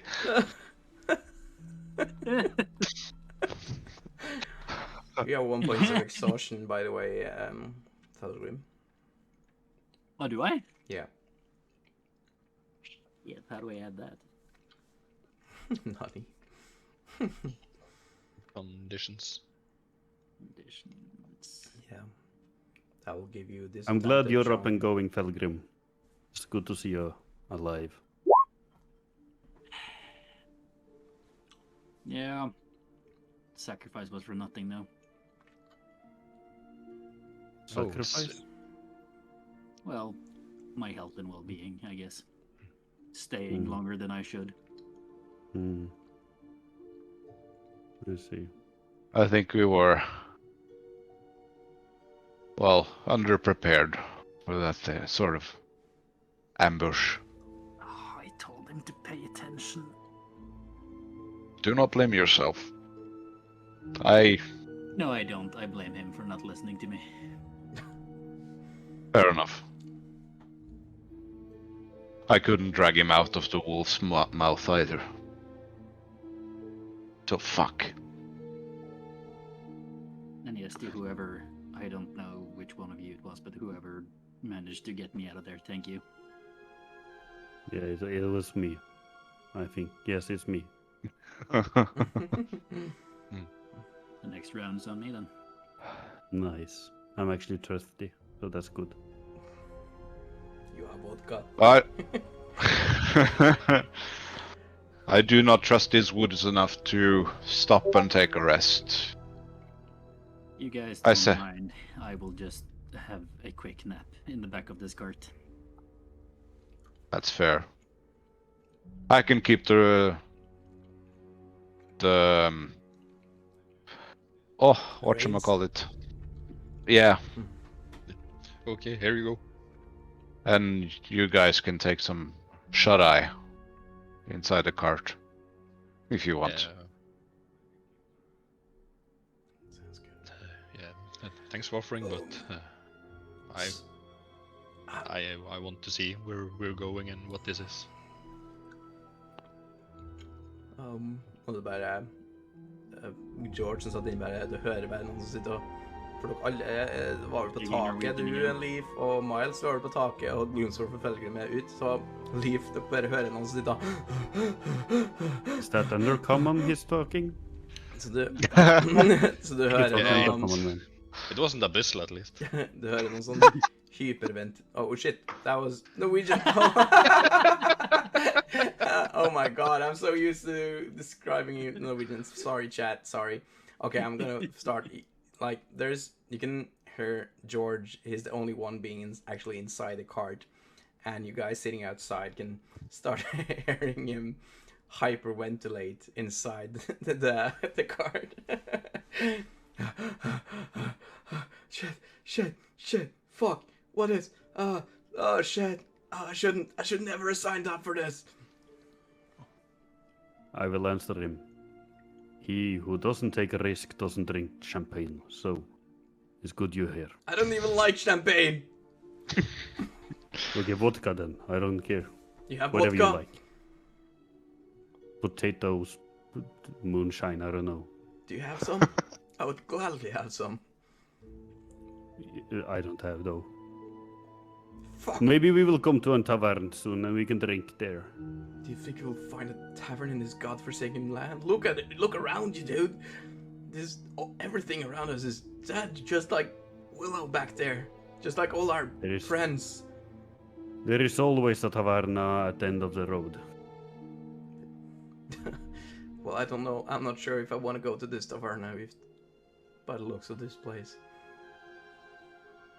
But you will be fine. We will not die today. Roll persuasion. From the crowd to see if you can calm him down. My Norwegian is showing. And Okay, I guess Willow he freaked out a bit, and that's probably part of why he's lying dead in the mud back there now. I'll try to get hold of myself. I'm sorry. I hope I'm not a burden for you guys. I'm clearly no, you just did a great novice here. back there.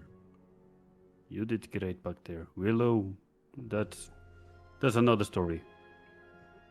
You didn't watch out, like Fellgrim said. Yes. I guess we all didn't really watch out as much as we should have. True. Well, anyways, But then we learned something, you know. The next time, we know we will be prepared for everything. yes. Fellgrim, what is that bloody journal you have there? Oh, yeah, it's something I picked up from one of the corpses. You read it while I take my nap, and I'm just gonna hand it over to whoever is closest. Sure. I'm going to tell him. He can. George grabs it, and it has the inscription of Fralsin on it. That was the guy I was talking about. That arrogant initiate and trainee apprentice of Sir Mordred. Well, okay, I'm gonna read it. Torn Journal of Thralsin Evermore. Most of the pages in this journal have been damaged and torn and are impossible to read, but one of the most recent entries can be read, although it is drenched in blood. Date of entry, 15th of Flame Rule, 1485. Once again, we are sent on a scouting mission. Scouting mission after scouting mission. This is getting tiresome, and it's a complete disregard and, quite frankly, a disrespect to a man of my skill. 13 years I've been in this guild, and still they don't recognize my true worth. Well, I will show them. In time. I sure hope we get to face that banshee the letter mentioned. Sounds way more interesting than some wolves in some scary mists. Next entry, 16th of Flame Rule, 1485. Another day has passed and we haven't seen anything of these mysterious mists, or the reported wolves. Sir Mordred have been spending all night trying to scout the area and track the wolves, with the help of Helmut Stahl. They haven't found anything yet. Gods, this is boring. I'm reading up on summoning rituals that could possibly attract wolves to us. Maybe Kira could help me with this. At least that will speed things up. I have way better things to do with my life than this, although I'd rather leave that woman alone. She gives me the creeps. Next entry, 17th of Flame Rule, 1485. Another day and they haven't returned from their scouting rounds. They left with both Paris and William, the stuck-up Mordred wannabes, but clearly lacking Mordred's determination and skill. It is a bit troublesome that we haven't heard from them, though. I will continue the ritual so we can get the hell out of this rot-infested forest. Kira gave me some instructions and ideas, but as she said herself, it is important that you manage to do the spell on your own. Relying on others is weak. She then went into the forest by herself, and that raven familiar of hers. I have this strange feeling of something missing. And it is no mere object, but I come to realize it's a person. The one old bugger that I find any kind of point in making conversation with. Wilfred, you old fool. I'm getting sentimental. No time for such feelings. Last entry. 18th of Flavor, 1485. Sir Mordred, Baron, Paris and William still haven't returned, and Helmet. Well, I'm not one to panic, and the remaining 3 recruits in the camp clearly need me to be a leader figure right now. I kind of like it, and I made good progress on my summoning ritual. I think it's working since we actually heard some wolves in the distance, and the forest is getting more and more misty. I am sure Mordred will be quite impressed by me when he returns. That will show those other 2 who are the real prodigy and resource in this group. Finally, they will see what Wilfred sees in me. I will make everyone see. End of entry.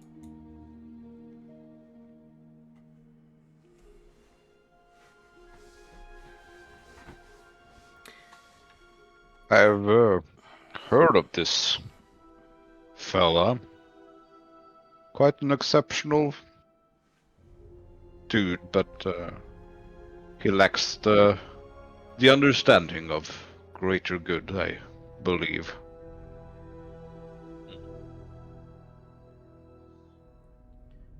I wonder where they went.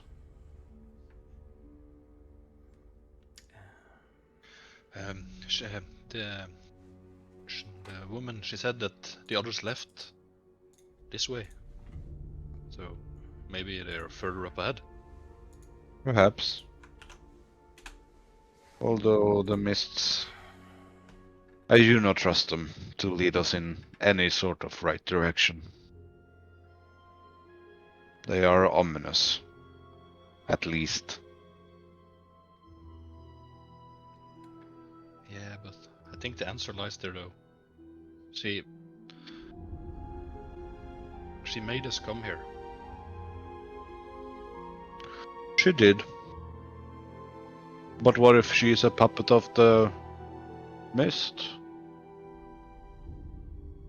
You cannot truly believe a ghost would lead anywhere good. You'll see Miles fiddle with a ring on his finger while he's in deep thoughts, and the ring it looks kind of like a sun with a ruby in the middle, and the ruby is cracked straight through the middle, and he goes into deep thoughts.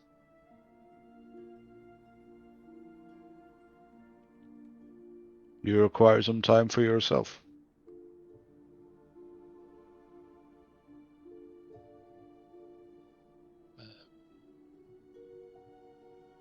And he just goes into the cart. There. I'll take the reins then. And keep going. As Yeah. we keep going for a long time, more than enough time to have a short rest for anyone needing it. Oh yes, please. Keeps going on for hours, actually. If anyone wants to, you can actually have a long rest at this point. Oh, yes. Thank And you. if you eat Fellgrim, you will be able to remove 1 point of exhaustion. Eat and drink. Then I will eat. So you'll use 1 ration to do that. Stian, Gloomsworth, you also remember to remove a ration when you threw it on the ground? Yes, I told you I picked it up Oh, you did, okay. when I was inside. Cool. So yeah. And leave is 1 dagger pour, I guess. Yes. I also picked up the supplies that I found, by the way. But The all, 10 bullets, 10 Yeah. arrows. but all of you are feeling quite hungry and tired after this ordeal on your road, and as you see that the road just keeps stretching as long as the eye can see, and the mist is thick between the trees, and they seem to move all the way up to the tops of the trees.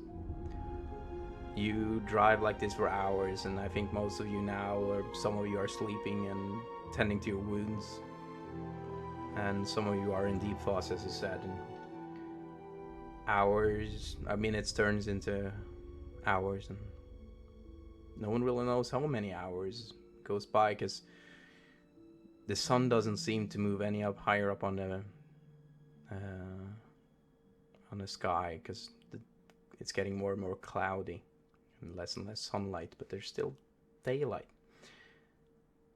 But you have no clue what time it is or where you are.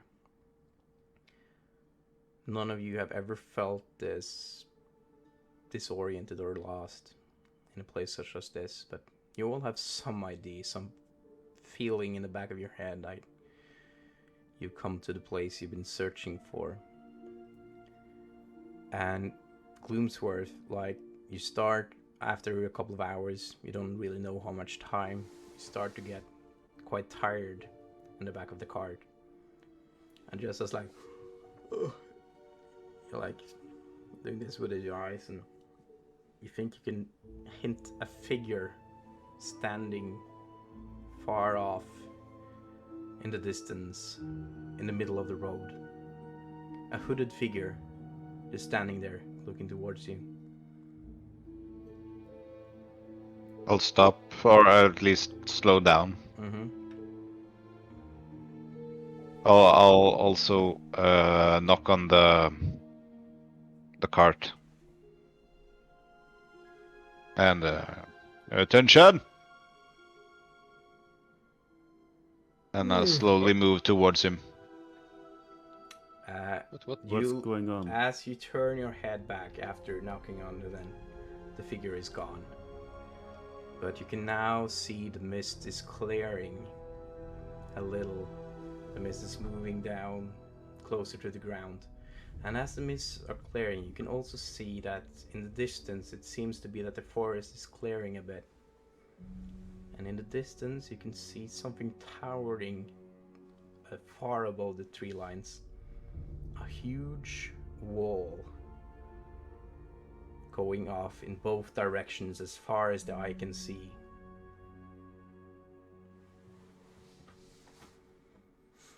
And there is where we will end tonight's session. Yeah. Yeah. Exciting! Welcome to Barovia. I almost died before we got there. Yeah. Thanks, Molly. Oh my god, 500 bits. Jesus. Oh, Thank you so I much. have- That's good. It's all session, yeah. I have Yeah. never played a session with so low rolls ever. That was insane. Like, what the fuck? yeah. I mean, I had the crit in the start, and then everything else went to shit. I hope the Yeah. in the start. I had one nat 20, and then I had one attack that hit, and I think that's it. Yeah. There was a lot I of nat never 20s, a rolled. lot of nat 1s in this session. I've never Fuck's seen sake. before. Holy crap. I never rolled that good in my life before. Yeah. I normally roll like Ekolie did this session. Oh, it was so frustrating. Jesus. So this felt good. It's hilarious. Oh yeah, this is like I already love your characters, guys. I think you all did splendid work. Your role playing. So if you don't have it already, you all deserve an inspiration point. Woo! This was an awesome start. With it's already high stakes. You were. To be honest, Fellgrim here. Would you like to say how the death saves went, or? Oh, my death saves? Yeah. I had 1 success and 1 not success. Yeah. So lucky that werewolf wasn't around. So we had a lot of time then. Well, you don't know that. Dang it! I mean, the thing is, it would have been 1 hit, and I One would hit, be you dead. would have been dead. Yeah. There wasn't close calls, and Gloomsworth, you took a lot of damage. Like, how close were you in the end there? Not that close, really. At the lowest point, I was at 11. Well, that's 1 hit, potential hit from that direwolf. Could have Fair. You know knocked what's you out. funny? A third of my hit points that I missed, I did to myself. Yeah, this is gonna Goddamn be a emo. recurring theme. Self-harming emo. Great. Can't wait for the commissions where the people draw you with a emo haircut. Well, I'm old. Fan art. Are there old emos? Gnome emos. No Nemos. No. No. Nemos? Gnomes. Gnomes, yeah. Poor Willow, though, didn't get the chance to shine. Oh, yeah, that poor guy. So nervous guy, and he was the one who got killed. Well, once the werewolves get a taste of you, that's how it goes. And Felgrim, you are fortunate to have succeeded that constitution roll, dude. Mm-hmm. We could have had a lycanthrope on our hands there. Oh. Hmm. Yeah, that would have been cool. So cool. Yeah. Well, if I would have picked the Order of the Lycan and then be bit by a werewolf, would I just be werewolf all the time? Just become a full wolf. Wolf. Yeah. You were a wolf, and now you are a wolf. Is wolf, not the werewolf. Is wolf. Nega wolf. Mega wolf, yeah. Holy crap, dude! And chat, like, we had a lot of viewers today. Like, I've never had this many viewers this consecutively. 8. We still have 8 viewers with us. Thank you, chat, for staying with us. This was our first ever stream session of D&D. This is an entirely new experience for me and all my friends there as well. I think we did pretty well. Don't you guys? I think it could have been worse. There wasn't that many technical difficulties. A bit of sound issues, but Just Well, remember to speak common and not undercommon. yeah, It's fine. yeah. My Norwegian is showing sometimes. I'm not used Yeah. to doing it all in I mean- English. I can speak like 6 different languages, but I can't understand that one. It's a little bit weird. Everything looked awesome. Thank you, Plastic, and thank you, and Shanat. Thank you for watching. She's also a player in one of my groups, my D&D groups, and they are also playing Curse of Strahd. And they also had this encounter, and she was a fucking sniper. She is a assassin rogue, and she had that. She just before the encounter started, she climbed up a tree, like a smart little rogue. Just sniped. I think she sniped 4 enemies or something from that tree. Instant kills with that sneak attack. I technically did have the skills to take the werewolf out, but I had the shittiest initiative roll, so Yeah. Like, even the initiatives, I didn't think that rule would come into effect so fast. Like, it never happens on initiative. 2 crits and 1 nat, like, crit fail. That was and Leaf gets the 2 attacks and it doesn't affect the werewolf at all. I think Leaf has some thoughts about maybe trying to get a silvered sword. Yup. Yeah, she is a badass. Or just magical weapons. Her character is a literal badass. What's great? Main I thing I would love noticed was that. audio levels between you all could be balanced a tad more. Yeah, we will definitely look into that and make sure it's a bit better the next time. So thanks you for the feedback, and just give us feedback back, both criticism and positive feedback. We will take it all. Hiding in a tree was the shit, just killing the enemies. Yeah, Jesus Christ. She's a fucking monster. Like, it's not always the monsters in the Barovia that is the true monsters. And Gloomsworth being, I'm gonna save them as long as I don't get hit by the direwolves myself. Oh, he can take it. Oh, I love that. Okay, I'm gonna worth it. take a look through chat here. I haven't been able to respond that much. I see you, David. You've been able to respond a little. I've seen my moderator has done a terrific job at talking with the chat and community.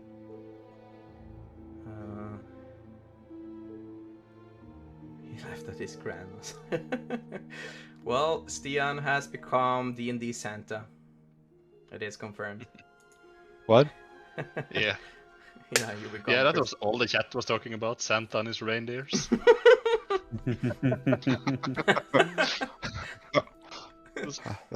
That's fair. Idea. That's a stereotype I can work with. The No worries. Barovian. He's the Barovian Santa. I need to make the stats for the Barovian Santa. It's not a pleasant Merry Christmas, y'all. Well, our next D&D stream, we will try to have these sessions every Tuesday from 7 o'clock p.m. to 10 o'clock p.m. GMT +2. We are Norwegian, so if you're in the States, that will be 6 hours ahead of you if you're on the East Coast, I guess. Because there's been a lot of Americans as well. Yes, shout out to my D&D group, my Monday group, who is around. Are they in the chat? Yes, I mean, I haven't seen them talk, but Nice. I know they're around. Nice. My Jeanette says, my husband calls me a glass cannon because I can't take any hits without dying, but I'm deadly if I can hide. Nice. Yeah, like a proper rogue. That's perfect. Like a proper rogue. You can see Leaf dealt some serious damage. Like, if his short sword could actually damage the werewolf, he would have been halved the first round. Yeah, we wouldn't have any problems in the encounter then, I think. No, that werewolf was pretty bad. And Well, guys, it was a pleasure playing with you today, but I have to run, I'm afraid. yeah, it's getting late. Yeah. Thank you guys Yeah. for showing up. Yeah, I feel a lot better now that we're done. It went better than I thought. Yeah, first stream is out of the... Has been done. It's gonna only be better from here, We'll right? only get better from here. We will get Yeah. the technical bits will only get better, and we will get better. Get to know our characters better. So yeah, I'm looking Also, shout out forward. to Is shout out every to Errol in chat. Yeah, so next stream will be next Tuesday. Everyone has time for that? Yep. Cool. I'll see go. you guys and Kurzad. And this first episode was called Into the Mists. Into the mist. Episode will be heading into Barovia. Welcome to Barovia will be the next session. So fun watching. Thank you guys today. Thank you so much, Jeanette. And yeah, your party is gonna be in trouble the next time as well. Whoa, what? And we have to take this? some time to thank the guy I was allowed to use the art by James RPG. So this forest that you're looking at in here it's his work. I will have a link to his Patreon in the credits. And the music today I just used the free music, the sound music we're listening to now, but the combat music was Travis Savoy RPG Maker's music. He makes a lot of music to RPGs and a lot of D&D adventures. I can highly recommend him, and he allowed me to use his music in my streams. So a big shout out to him. Yeah. He follows us as well. And today's song was called Dancing with the Wolves combat theme. It's pretty awesome. So yeah, that's it, guys. I have time to stay a little, but we're gonna end the credits now. Yes. Cool. Bye. Bye. Is it Tuesday yet? Lord. Hey ho, to Barovia we go.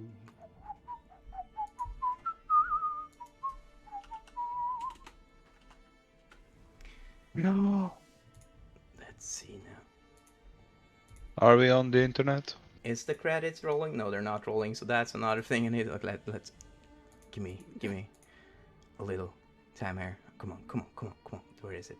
Where is it? There's the end credits. And roll.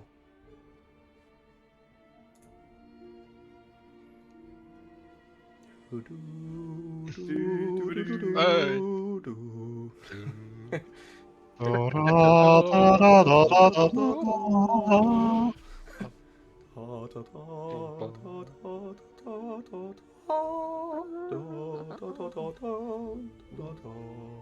we're not allowed to sing that, probably.